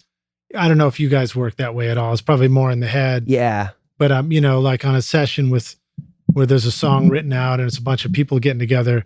But once people start playing, just let them play through the song. Yeah, absolutely. All right, cool. So let's see. Drums. Good answer. What do you got, Raj? Go with me here. You got any tips on drums, tips on snares, cymbals, and drum choices? I know you guys did a lot of drums on this. How important are triggers and drum samples in mixing rock? And when should they be used? Well, I'll tell you what. In this record in particular, this record wouldn't sound the way it would sound if you didn't play like Caleb played. Caleb plays, he comes up with amazing parts, and they're remarkably simple, but they're remarkably perfect. And the other thing that he does, which he's so good at, is his velocities are all the same. So on the snare, on his kick, on his toms and stuff, they're all in the same spot. They're all equally voiced. And it makes mixing a record like this easy because, you don't have to go in and monkey with stuff. Right. One of the points of using a trigger to help a drum mix is that the trigger is a consistent sound every time, right? There were no triggers used in this. This was all Caleb. And, first of all, you got to take it from the drummer. I like snares that are like elephants barging through the door. I love a backbeat. And I feel like, I do feel like that the drums have to sound expensive sonically. They have to, if they don't sound expensive, the record doesn't sound expensive. Yeah. We took a lot of time positioning the mics the way that we wanted them. And we just really took our time. And every time we would change up for another song, Caleb would say, "Hey, I'm really feeling this snare," and we'd listen to it, and 9 times out of 10, he was right on the money. And I like darker cymbals because you can open up the overheads without taking your head off, and that gives you obviously more ambience, and it gives you a better snapshot of the drum kit from that position. Yeah, I remember when I was recording with you at the Toy Box. Mm-hmm. Was that the Campaign 1984, something like that? We did the Campaign there. Yeah, yes. It was one of the first ones, I think. And it was, and we spent a lot of time listening to drums and, getting the Vista Light kick out. I remember we hit that and it was like, oh my God, the Vista Light kick with a single head on it. Yeah. Listen to that deep resonance in the studio. That's it. That's the magic. That's it. That's the magic. And, as with a guitar, as with any instrument, it's all about the player. And, Caleb gave us that opportunity to not have to rely on samples. He would work on a part, we'd work through the song, jam on it or whatever and work through it. And he'd go, you know what? I want to change my kick pattern here because I feel like it makes the chorus now happen. The chorus will now lift up. And so the fact that you have a drummer that's even thinking that way about the song and how his part affects the song, it relieves a lot of the stress of trying to make sure the arrangement's right. And that's just how he thinks as a musician. Well, there was a time whenever we were kind of getting drum sounds, and I feel like the kick was the thing that gave us the most sort of pushback, where we were like, man, we really need to get this kick to speak and to have impact and punch, but also feel big, and there, at one point I was like, man, Roger, let's just put a sample on it and get going. Like, we're ready to rock. And Roger was like, listen, man, I really believe that this is the way, and we'll have a record that sounds very unique if we follow through this. And he was totally right, because it's so easy for, anyone to buy that sound pack, or you just throw a slate trigger on there or whatever, there's a million different killer options for that. and then you have a set of drums that sounds like a lot of other people's drums, you know? Yeah. But I mean, and that there's place for that too. I love doing that whenever I'm making demos and trying to pull up sounds that are inspiring and impactful really fast and not spend a ton of time. But hold on, guys. Let's Rockstars, get your sampler ready. Right, I'm going to give you a kick right now. There you go. Did you grab it? Use that everywhere. Someone will probably make something cool out of that. We'll see. We'll see what it sounds like by the time I'm done mixing it. Yeah, exactly. Well, that's pretty cool, and that's exciting, and it's always really encouraging because I mean the drums sound great on the record. One of the questions I had was just about cymbals and controlling cymbals, and like I hear. Let's see, which one was it? That I think it was Wild Side. Cool drums, big hi-hats, but they're not too big. And, what are some of the ways that you get the hi-hats just right, where it's not too loud in the mix, but it's also not wimpy? Again, I think, Caleb likes these larger hi-hats, which I lean towards too, because they're darker sounding.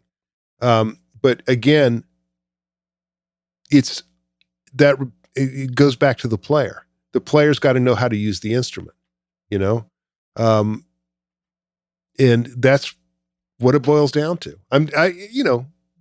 This record I thought was a perfect storm of songs, timely written songs that meant something that were relevant to what was going on at the time in the world.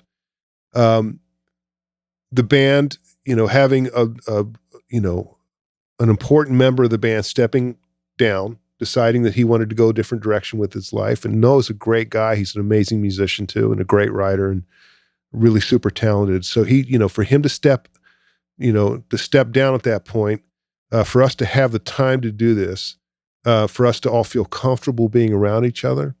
It was really perfect. It was just a perfect scenario. And, having three guys in a room that work harder than, a lot of people that I've worked with, these guys, they drove it. They were relentless. Roger, do you need a hug, man? No, I'm good. No, but it was a perfect storm with all that stuff. And that's what making a record like this is great is you take a snapshot, and the snapshot is not just of the performance, but it's of all the things that influence the performance. Yeah. Yeah. It's like Rumors. Rumors was made under the duress of all these relationships, each other. Yeah, everything imploding, and that's what fueled the, and this record had that too. We were all dating. We were all. This record had these elements. We ran it through Date Farm. Date Farm. Date Farm. Yeah, you missed out, line 6. Oh, you had a chance. The secret to a great mix is to start with great source tracks, and this means you need great microphones. JZ Mics in Riga, Latvia brings you the new BB29 Signature Series microphone to help your recordings add clarity and detail to your mixes. At the heart of JZ microphones is the unique Golden Drop capsule design with a lighter, faster diaphragm that delivers great clarity and fidelity without distracting colorations and distortions. The new BB29 microphone has a Class A discrete amplifier circuit, extremely low self-noise, and transformer-coupled output to bring an expensive sound to your studio for an affordable price. JZ offers a 5-year warranty, free shipping to the US, and a 30-day money-back guarantee. Plus, for a limited time, you can use the coupon code ROCKSTARS to get 50% off the BB29 at jzmic.com. Want to record killer drums in your home studio? Rockstars of Drums will show you how to record, edit, and mix pro-sounding drums with a Nashville session drummer in a Grammy-winning studio. Want to start mastering your own records? Rockstars of Mastering walks you through exactly how I mastered my own record using nothing but plugins in PreSonus Studio One. Want to learn how to create a mix that doesn't suck but rocks instead? At Mixmaster Bundle, I show you how to mix using stock and free plugins so that you can have punchy, powerful drums, guitars that rock, bass you can feel, and a mix that is in your face. Plus, it's totally free as my way of saying thanks for listening. Then go to mixmasterbundle.com to get started for free now and look for the clickable link in the show notes below. All right, so here's another element of doing rock records that I think you guys nailed that's tricky is somehow rock is this combination of stuff that's way in your face, but it's also like, but the guitars can be dark at the same time, but be way up there. And I feel like there's a chance to rip your head off. I've done it. I know there's a chance to do it because I've done it many times with tones, like everything's too bright. So how do you find that balance between when guitars are bright enough, but they're not too bright? How do you avoid a rock production just getting harsh sounding? I think a lot of that probably comes down to there's not a ton of stacking on anything on this record. It's a lot of it is just there's two guitar parts. That's right, left and right. And then, there might be the occasional moment where there's like a solo bit that you double or something like that. But what we found with this was the more we started adding and stacking, the smaller stuff started sounding. Yep. So, because I always thought whenever I was first starting to record, I was like, oh, I'll double it and I'll triple it and quadruple it and do 8 more. Quintuple it. And then all of a sudden you end up with this thing that sounds like nothing. It's funny. Stacking is so funny because I'll get sessions from people and they'll have like 4 snares on it and 4 kicks. And it's like, holy shit, you go through and you mix it and you get the bottom end right. And you're like, man, what did you do with it? All this samples sound great on the kick. It's like, actually, I just used 2 and they were in phase. Right. Yeah. It was, when people stack stuff, there's things that people don't think about, phase and all these other things. And sometimes you can keep throwing gas on the fire and the fire goes out. Yeah, totally. I mean, I think a lot of stacking is something, this feels like it needs a lift. So therefore, let's just put more on. Yeah. But moron is the key word, isn't Moron is the key word. Wow, that was deep, man. But you know what? I wanted to go back to when you said 2 guitars and you said left and right. I'd be like, there's only 2 guitars on this. Wrong and right. Wrong and right. Oh my God, yeah, that's... But AC/DC... You basically just wrote the mission statement for Graham and I's relationship. That's great. You listen to AC/DC records and they're timeless, they're bigger than life, and they're 2 guitars. And it's, what the hell else, to the right and right. It's easy to rely on stacking when you have players that aren't capable of coming up with parts that are meaningful.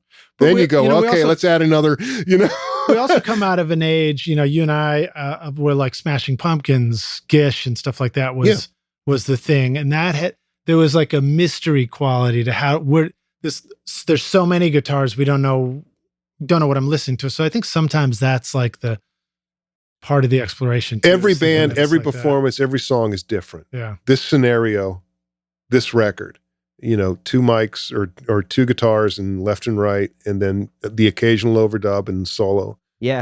There was like, for one example of the opposite of that was like Loner. Yeah. Which was the only song we recorded anything for, like, outside of my basement. Well, that's my next question that's queued up too. Is it? Yeah. This is very interesting. And it was basically, I think the guitar tone that we committed to with Graham was like just a little bit not happening. Yeah. We'd done it at the end of a day and we were all a little crispy, and then then we recut it. We recut it, and I think that we did a double on that chorus or something, and it was like, oh wow. Yeah, it lifted it, So my question was actually, I can't remember if it was all the way through or just in the beginning, but there's the finger pick guitar part and the resonator. The resonator, just the totally right amount of finger squeaks in there moving around. Talk about the squinger feeks. Talk about the finger squeaks.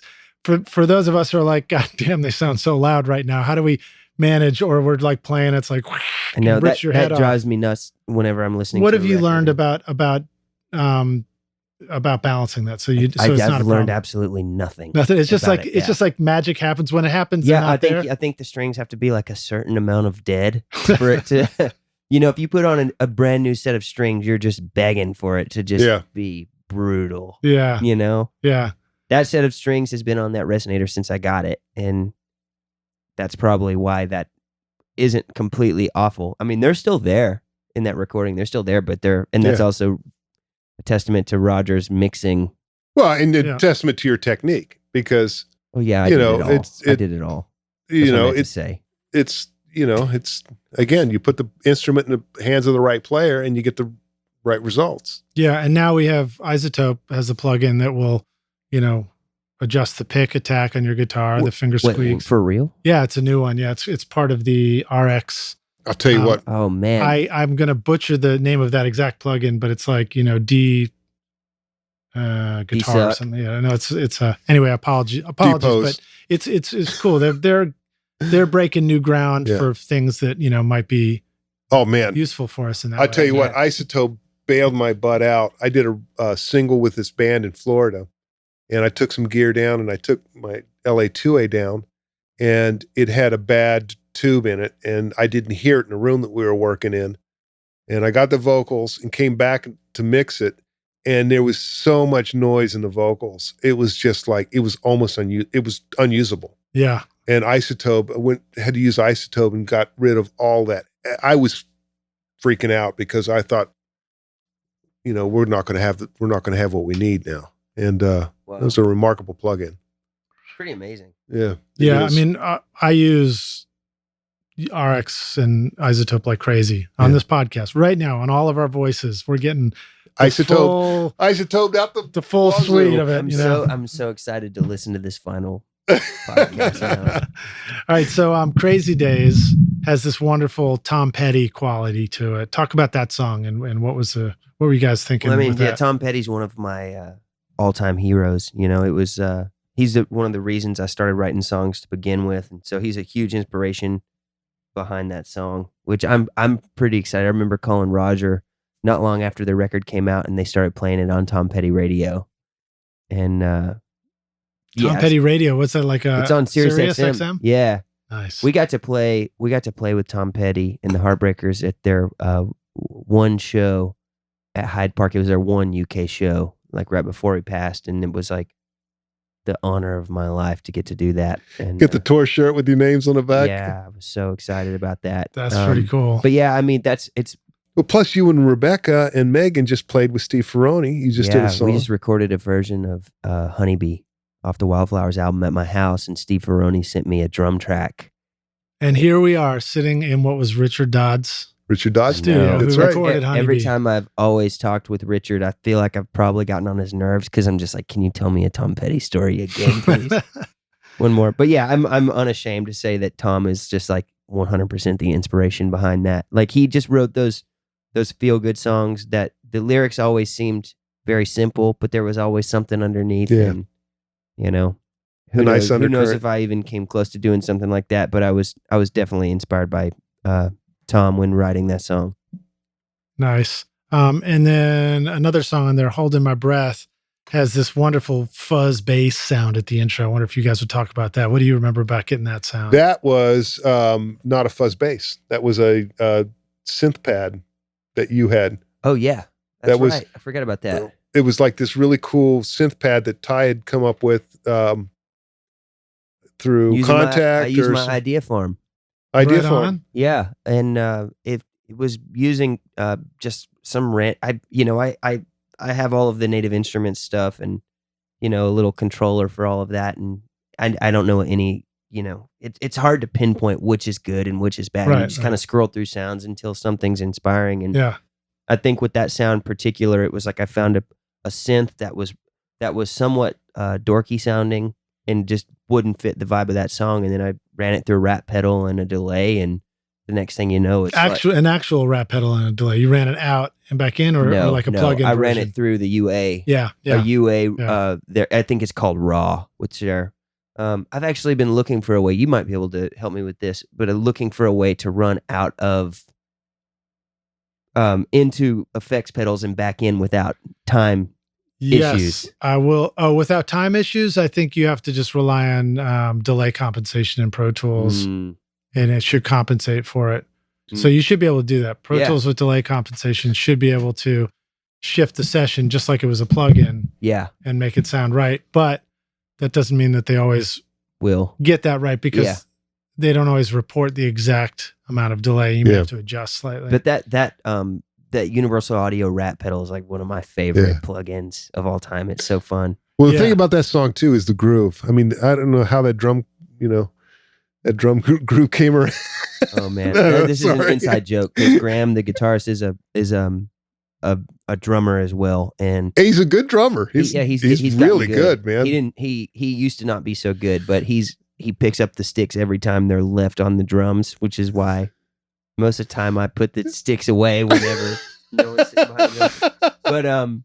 But he sent me a drum groove and a guitar riff, which was the riff and the drum groove of Holding My Breath, to my iPhone, and I started writing the chorus, and then next thing you know, he came over and he brought his Pro Tools session, and we made a demo. And that's so much fun. But it was written before. It was written before. Everyone thought that was a song that was written about the pandemic. It was written long before that. It was just a song of people anticipating better days, which I feel like people have been doing since the beginning of time. Since March, for sure. Yeah, for sure. And speaking of that, I mean, I spoke about this recently at an event I was at. This idea of like the music industry is in a state of flux, and I was like, man, since I started in recording, people have always been saying, man, the music industry, we're going through some real changes. Unprecedented times. Yeah. Like that's been the same message I've always heard, It is the same message. It's the same battle all the time.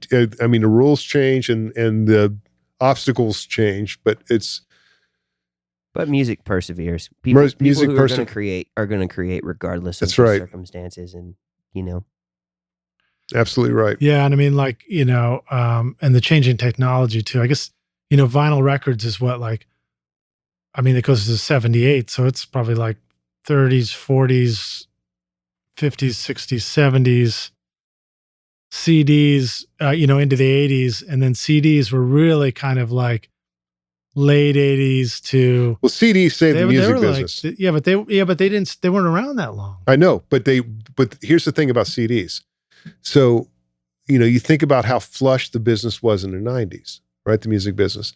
It's because the CD technology allowed record labels to reissue masters that were not available on CD.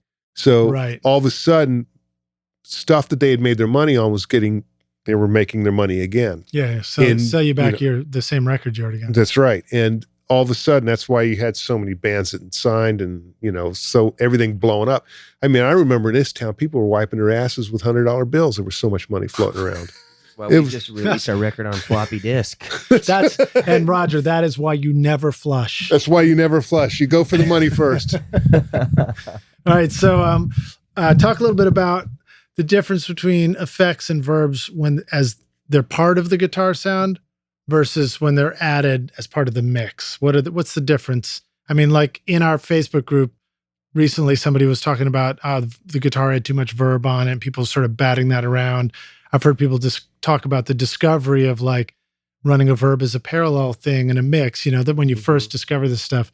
How do you guys like to think of it? What effects should go as part of you're about to perform it versus, something that's sort of part of this Pro Tool session? I think that if the effect is an instrumental part in what the inspiration is in the part, that you got to pay attention to it and whether or not it should be printed or not in the mix. From a mix standpoint, I prefer drier sounds because it allows you to open the mix up as it unfolds. But at the same time, if there is an effect that is crucial to the identity of that part, then that's what it is. And if there's a verb on it, if you're panning it to the left and the verb goes to the left, but you want that guitar to be broader in the stereo image, then there's plenty of plugins that you can use, Ocean Way and these other plugins that you can use that will emulate a room that will open up that instrument in the spectrum. It'll just make it sound wider. It'll make it sound wider, correct.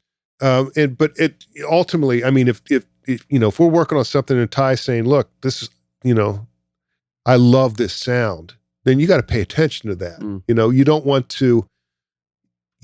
to go, no, you can't use that sound because it might be mixed this way. Right. You're going to suck the inspiration away from what he's doing. I feel like while there is something to be said for committing to going, that's it, dude, that's the sound. Like that has its place. Yep. For sure. And if there's a sound that's inspiring something and it's pushing a song forward or it's helping to write a song, then I'm all about go for it, dude. But also that's where I think we really did utilize the Universal Audio consoles, because you can just pull up a verb or something that's inspiring on an aux, and then it's easy to just pull up an aux in Pro Tools and then have the same verb to the same settings. Yeah, preset saved. Yeah, you just save a preset and then you're duplicating it, and you're not committing. That way, it's just sort of like your get out of jail free card, right? So you're talking about putting an aux on the aux. Exactly. All right, yeah. that's what I But thought. this is the other thing that we did a few times, which would be like, cool, we're running effects pedals to this line, and then we're going through this amp and it's dry, and then you have.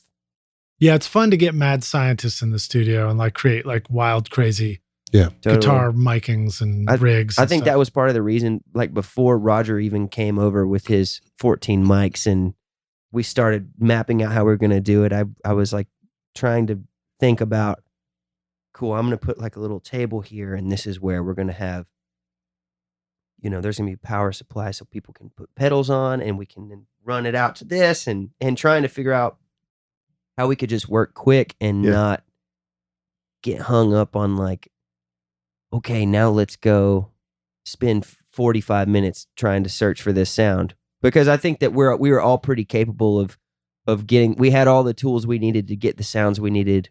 That's right. In a timely fashion, so we could keep the ball rolling. Right, I think that's part of the thing. Is like, if you have a guitar sound and it's going to keep the ball rolling, then just go with it, and then you can redo it later if it's not. That's right. So one of the challenges I find that's the hardest to decide sometimes is adding just a bit of reverb to like a Fender amp or whatever, just, you're like, I got this part, like, does it need a little reverb? Is that a little too much? Is that a little too less? And you're like, maybe those are the times where you're like, dude, just fucking don't. Because it's so lush. It's so easy to just overdo. Versus like if you crank it and it's a big thing, it's a big statement, it's easier. It's like, oh, this wine is delicious. And next thing you know, the bottle's gone, Yeah. Okay, so we're talking about reverb. You had mentioned, I don't remember who it is, the blues musician who played, I think Will Kimpro was telling me about this, that they would take like a big propane tank and that became the reverb chamber for, do you know who that is? It's like some old blues cat. Love the story. So whoever's listening knows the answer to that, drop a comment in. But I love that idea of making a reverb tank out of a propane, big empty propane canister. Yeah. And then just like all those ideas, like why not just, don't redo that bathroom, just turn it into an echo chamber. Well, that's the thing about it. It's funny how much of a role his shower played in the record. Yeah. I mean, it was definitely a character in the play, because, we leaned on it quite a bit, and it was, it was just a great sounding shower, all tile. It was just, It's interesting. Is that like the only time you've ever used a shower during a record? That was a joke question. Nice one, dude. Yeah. No, since finishing that record, I've been working on a gospel record with an artist, and we set everything up on the in the kitchen area of my basement, just basically pointing into the shower room, and it's a really small room, and Roger mixed it, and it sounded absolutely insane. Where we did a very minimalistic drum miking technique. It was like 3 or 4 mics on the drums. Yep. And is Fever the one, or no, Coastin'? Is that the one where you really hear that shower? I feel like there was one track on here that was very much like a room mic. Coastin' like is definitely it, and also Fever. Yeah. Okay, all right. Fever because of the bleed and how we use the bleed in the mix. The other thing that was happening on Coastin' was I was in the I barely used headphones on the record except when singing, you know, and actually that's the only time I use headphones when making, which is rare for you anyways, because you normally don't sing with headphones. I don't like to sing with headphones. I'd rather just have the volume up a little bit in the control room and then just sing. Nice. So you just take a mic into the control room, a dynamic or a condenser or what? Every vocal on this record was recorded with an SM7 except for like the old me. Yeah. Okay, cool. But since then I've I think this record was really inspiring for me as an artist to go, wow, we made this in my house. Yeah. So since then I've been like buying all the real like outboard pieces of gear of the plugins that we were using and trying to like kind of dip my feet in, which I realize is almost impossible. You just you jump in, you know. Just there's no dipping. There's no dipping, man. It's a deep dark pool. Yeah.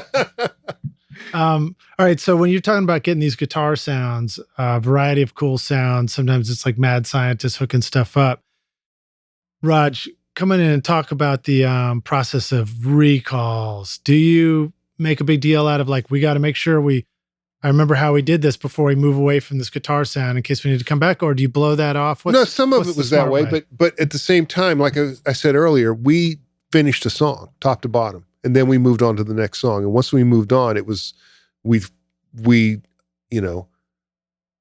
done. We were done. Yeah. And I find that more fun to work like that if you can, but I think it makes for an interesting record because you have to commit. You have to commit. That's right. You have to commit. You're thinking about that song until it's done. You're not thinking about multiple songs and like, well, I can't really go with this guitar tone because I really want this guitar tone on this thing. You know, it's like we don't know what the hell the guitar tone is going to be for the next song, you know, because we don't know what the drums are going to sound like or what we're going to do. So it was very freeing from that standpoint. So as far as being able to worry about recalls, no. It was, the main concern was to make sure that we had some variations in the mics, in the miking of the amps. So when it came time to mix, it gave us the opportunity to blend or to execute with one pass, Yeah. I try and think about the times where I wonder if my desire to do recall photos is partly from, like leftover fear from older sessions where you're like, man, you didn't get it. What the hell? We got to get that sound back. I totally get that. You and I have made records before where we have like the Hat Trick Heroes one. You remember I had the Polaroid. Yeah, you had a notebook with Polaroids. Polaroids, that's right. It's like, I used to be obsessed with that too. I made sure to save your Polaroids that are on the wall of the studio. Is the one Santino? We just moved them to the other room because remember the walls have been painted and everything. Oh, that's awesome. That's one of the things too that we really did use the Universal Audio console for. That's right. We used Luna for a few things, but we were using, because we were both like really a lot more comfortable using Pro Tools just from years of doing it. The way that console, you can save, different presets. So it'd be like, cool, this is what we were doing for Loner. So whatever was happening digitally was saved. And then the rest, it would just be, I feel like the mics weren't changing too drastically on the amps, and if they were, it would be like, oh yeah, we swapped a 57 for this or whatever, so we were able to kind of, and it was basically like what was available, because it was like, oh, we're ready to roll right now, quick, boom, let's go, check it, is it all right, check it with phase against what's going through the aux box, great, let's roll. Well, there's also something to be said for that, because it's like, I remember I called Richard Dodd, funnily enough, that we're sitting in this room. I had recorded a song at my house, and I thought it sounded pretty cool, and I sent it to Richard Dodd to master, and he called me, and I kind of had to tuck my tail, and he said, hey, I would like you to listen to your mix in mono. And I had a bunch of things that were out of phase, and I was I was like 17 sending him a song. And did Richard work on this record with you? He mastered it. He mastered the record, yeah. Nicely done, Richard. But I asked Richard at that point. I remember I was walking into the grocery store and I was like, hey, Richard, I just, I'm starting to try to learn about recording, and I have a question. What's the best microphone I can get? And he said, well, the best microphone is the one that works when you need it. Yeah. And I like, I've never forgotten that. It's like, you got to be able to go whenever it's time to go. Yep, when it's time to go. It's funny because Jay Joyce came to my studio a few years back, and he was over at Electric Thunder for something, and he came up and was looking around, and we were just shooting the shit, and I just said to him, I said, hey, so I asked him about auditioning vocal mics, and he goes, I don't have time to audition vocal mics. And it was just like, you're right, I get it, Yeah, I understand. It's like, okay, let's re-sing this verse now with this, you kind of understand what the program is, and then you just put the mic in front that's your best guess, That was it. That was another thing, like doing vocals on this record. I told Roger, I was like, I really enjoy singing when there's no one around. And basically I would wake up every morning and go sing the vocal and then have something to present to Roger and the band when they rolled in, and then we would listen to it and figure out if something needed to change. Yep. What do you do when you sing that you're like, nobody's supposed to be watching me do this right now? No, I think it's more of just like trying to feel alone with the song and the lyrics and the intention and your workflow too. Yeah. You have a certain workflow when you work alone. I mean, or, I've seen you work and there's a certain, some people comp vocals, some people punch and stuff. And you've got this really great kind of thing that changes lanes quite a bit depending on what you're trying to do. Yeah. Well, I like to record. I like to sing the song a few times and almost record it like it's going to tape, and I might playlist them. But then once I get a take where I was like, that felt good, then I'll go back and listen and I'll kind of punch as if it was like a tape pass. Yeah. Yeah. I always find that it's fun, when you record yourself, other than the pain in the butt of trying to get the computer to behave while you're working, it's so fast to just like, you hear something, you replace it. You just do it 10 times, 5 times, punch it in, move on. Yeah.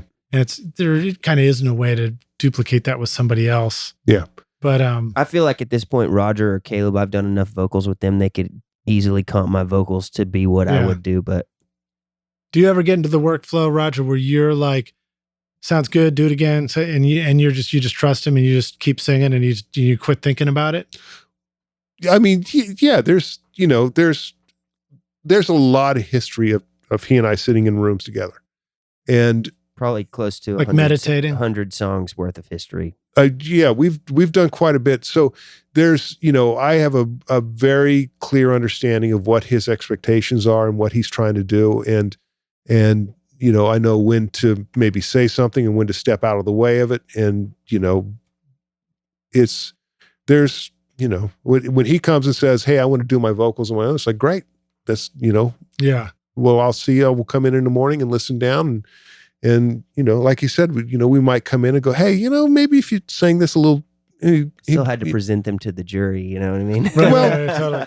It's when you guys know, it's so great when you have that. My buddy Chris calls it mind speak, where it's like total mind speak. You both know what you're trying to do. You don't have to say it in words. You already you just know. Yep. It's a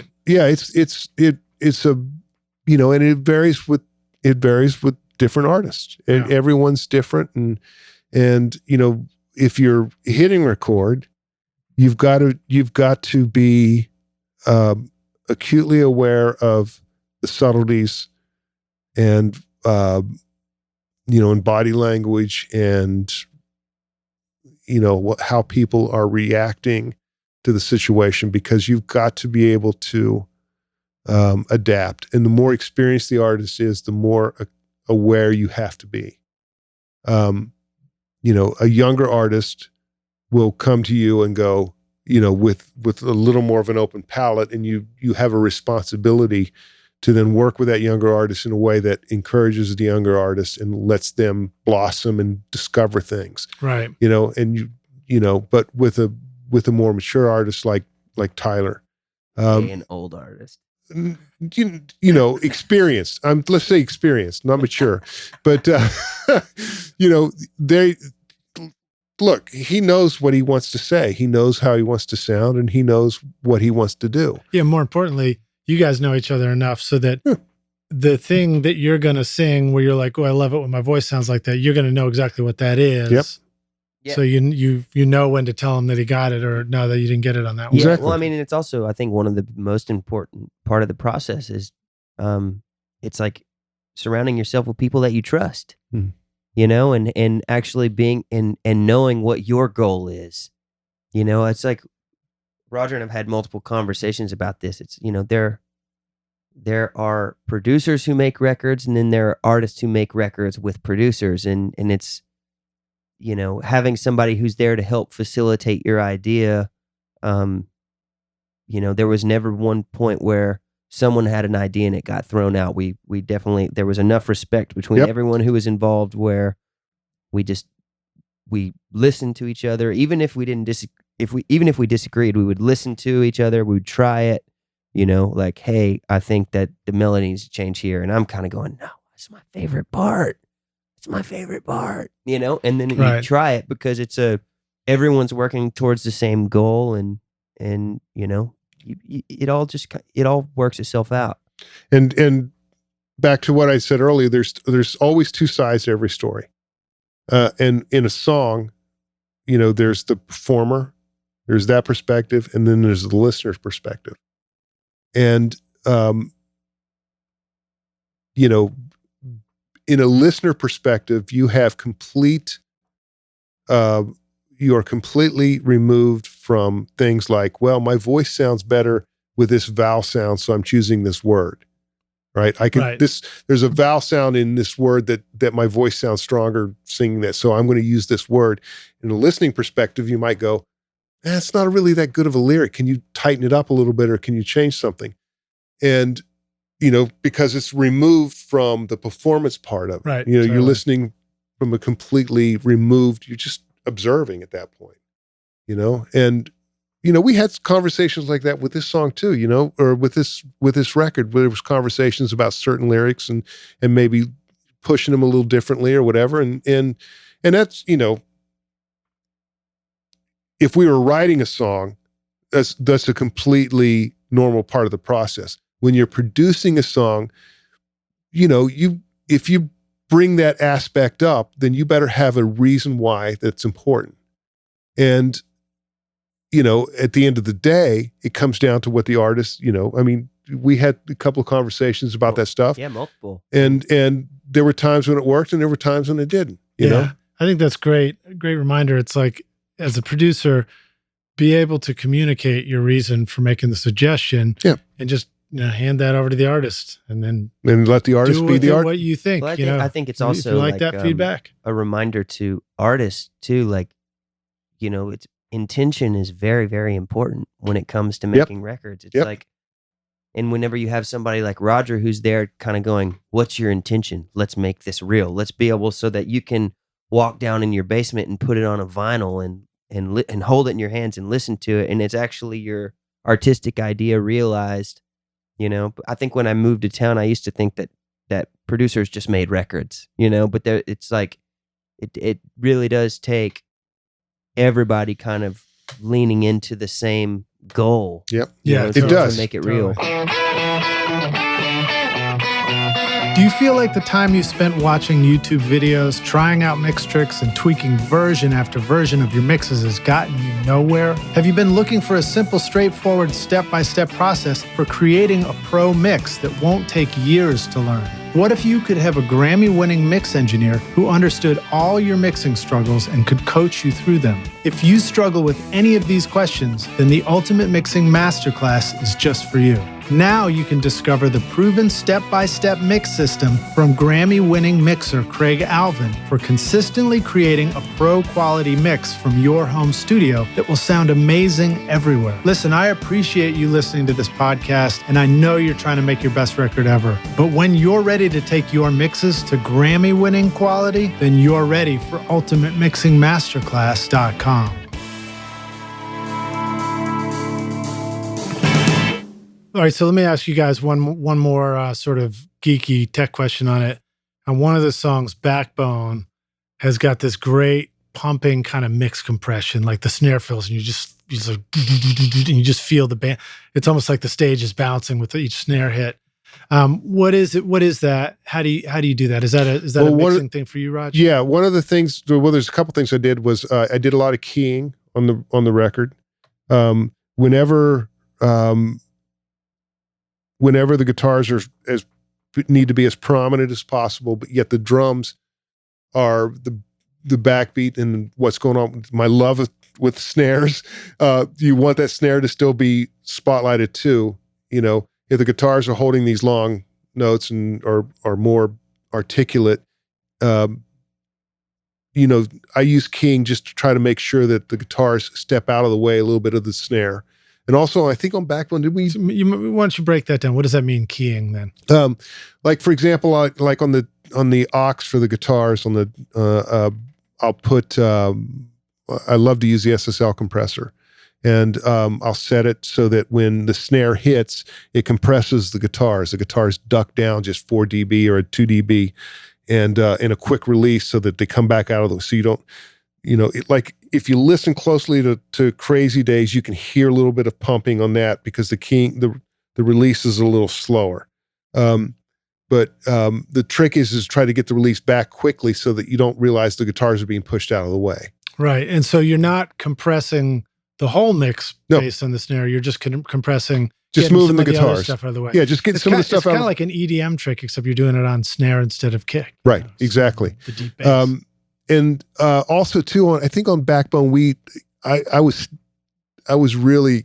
I knew what it was. Yeah, we were really excited to use. I kept hearing with that snare, the way that snare was such a high pitched snare. I wanted to use a gated verb, and that's what we did. I was like, this is what Phil Collins did in the '80s, and it was badass. Yeah. Then it got really tired and exhausted. I think it's a great time to bring it back. Just bring it back. Yeah, and you gated the pure plate. Yep, verb, we used the pure plate, and we put a gate on it, and I just got the gate to release just to suck it up in time so that it was, and that kind of gives it the feel of that with the king of the guitars kind of gives it that feeling of.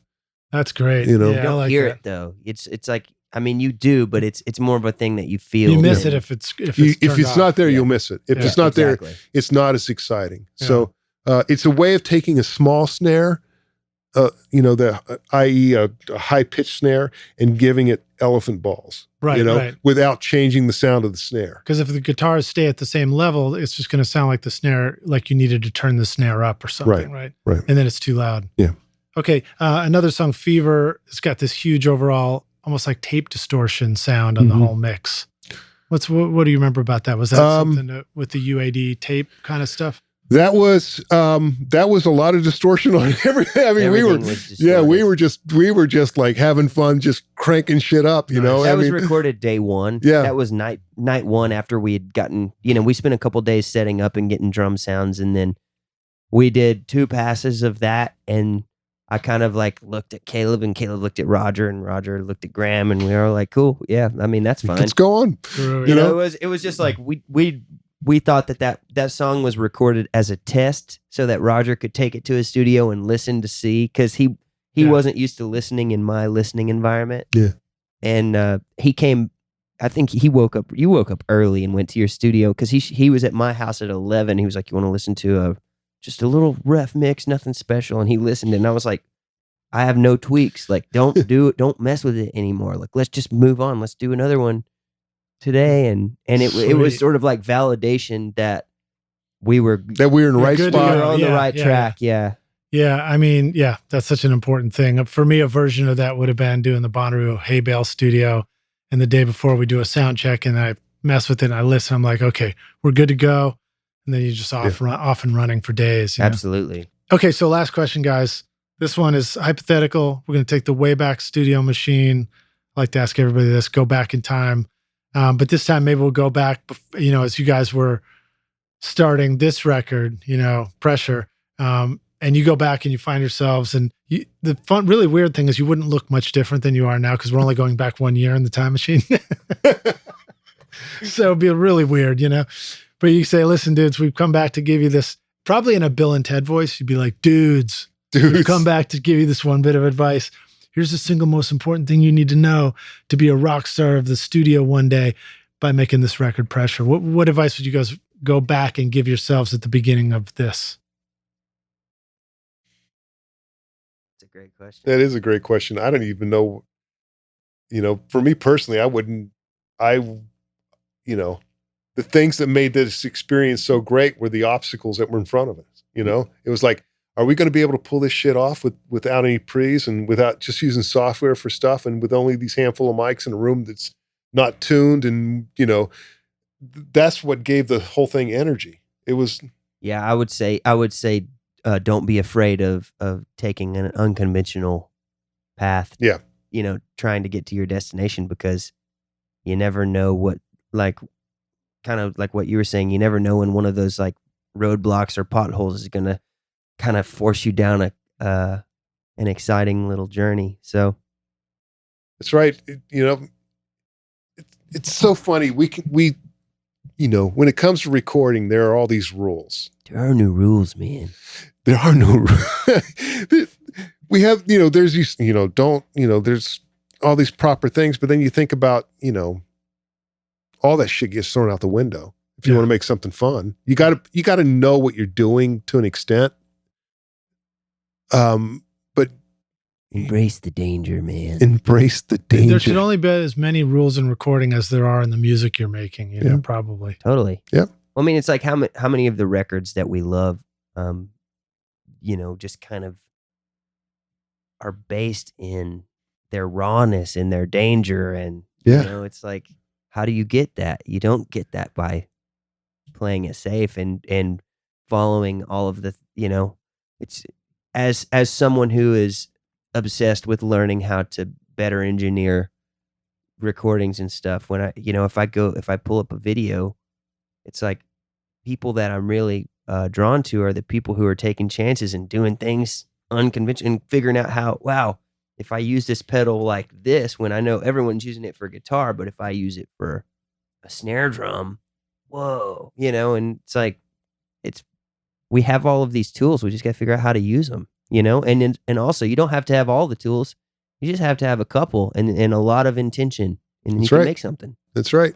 You're talking about, you don't go hear a band, you go see a band. Yes. And I think about those shows where you go out and you see a band and they would do something, you'd be like, what was that? Like that dude just jumped 4 feet in the air before he hit that chord, or like, that was crazy, man. He just had his guitar. It was just feedback, massive loudness. And he just had like, the phase pedal just going and he walked off the stage. Yeah. Just those are bold moves that shock those are you. bold moves that, it's funny because I'm of the mindset that records are forever. Live performances are for the moment, right? So when you go to make a record, you got to make sure that, you think some things through. It doesn't mean that you don't take risks. It just means that you got to make sure you got great songs and you got to make sure that you know what you're doing so that you're not pissing away money. But live performances, you do go see a band, and the visual aspect of seeing a band, what the energy that the band puts off the stage does compensate for what you don't hear on the record. And that's a powerful thing. Powerful, if it's a great live band. These guys, if you've never seen these guys live, you have to see these guys live because it is everything you would want in a rock and roll show. Everything. And a reminder, rock stars, we got the videos in the playlist, and particularly Crazy Days. That one, just go watch that because it's cool as shit to see you guys up on stage having a blast. Yeah, we have a good time. Well, guys, thanks so much for being on Recording Studio Rockstars. Raj, Lidge, second time. It's probably the third podcast we've done because you were on a previous podcast of mine. Tyler, first time. Thanks for being here with us. Pleasure, man. Absolutely. Let the Rockstars know, where should they go? Check, where do they go get this record? Where do they go learn more about both you guys? Yeah, Tyler Bryant and the Shakedown.com. Check us out. The record's up everywhere that you would listen to music. We're on all the social media platforms. So yeah, check us out, say hello, and keep rocking. Yep. Pressure, Rockstars. And your studio, if they want to come make a record with you, where do they look? BelltoneRecording.com. They can reach me through there. I'm on Twitter at BT Recording. If you like dogs, Instagram, R.A. Nichols. I'm out there. I just search Roger Allen Nichols. If you want to come and make a record with me, you'll find a way to reach me. Awesome, guys. Thanks so much. Thank you. Bye, Rockstars.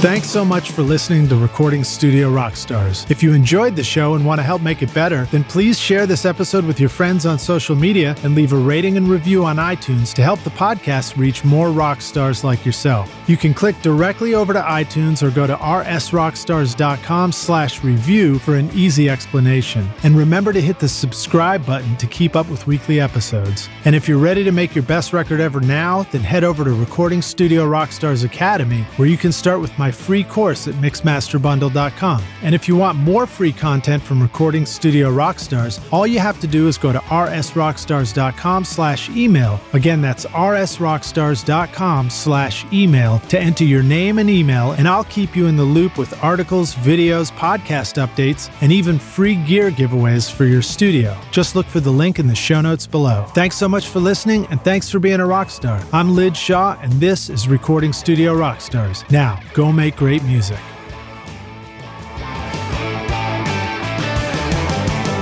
Recording Studio Rockstars would like to give a big thank you to our amazing sponsors who help make this episode possible. Sound Porter Mastering, OWC, Atom Audio, Spectra 1964, Isotope, and JZ Microphones. Remember to get your free mastering demo at soundporter.com and use the coupon codes ROCK10 at Isotope for an additional 10% off, and Rockstars at jzmic.com for 50% off the BB29 for a limited time.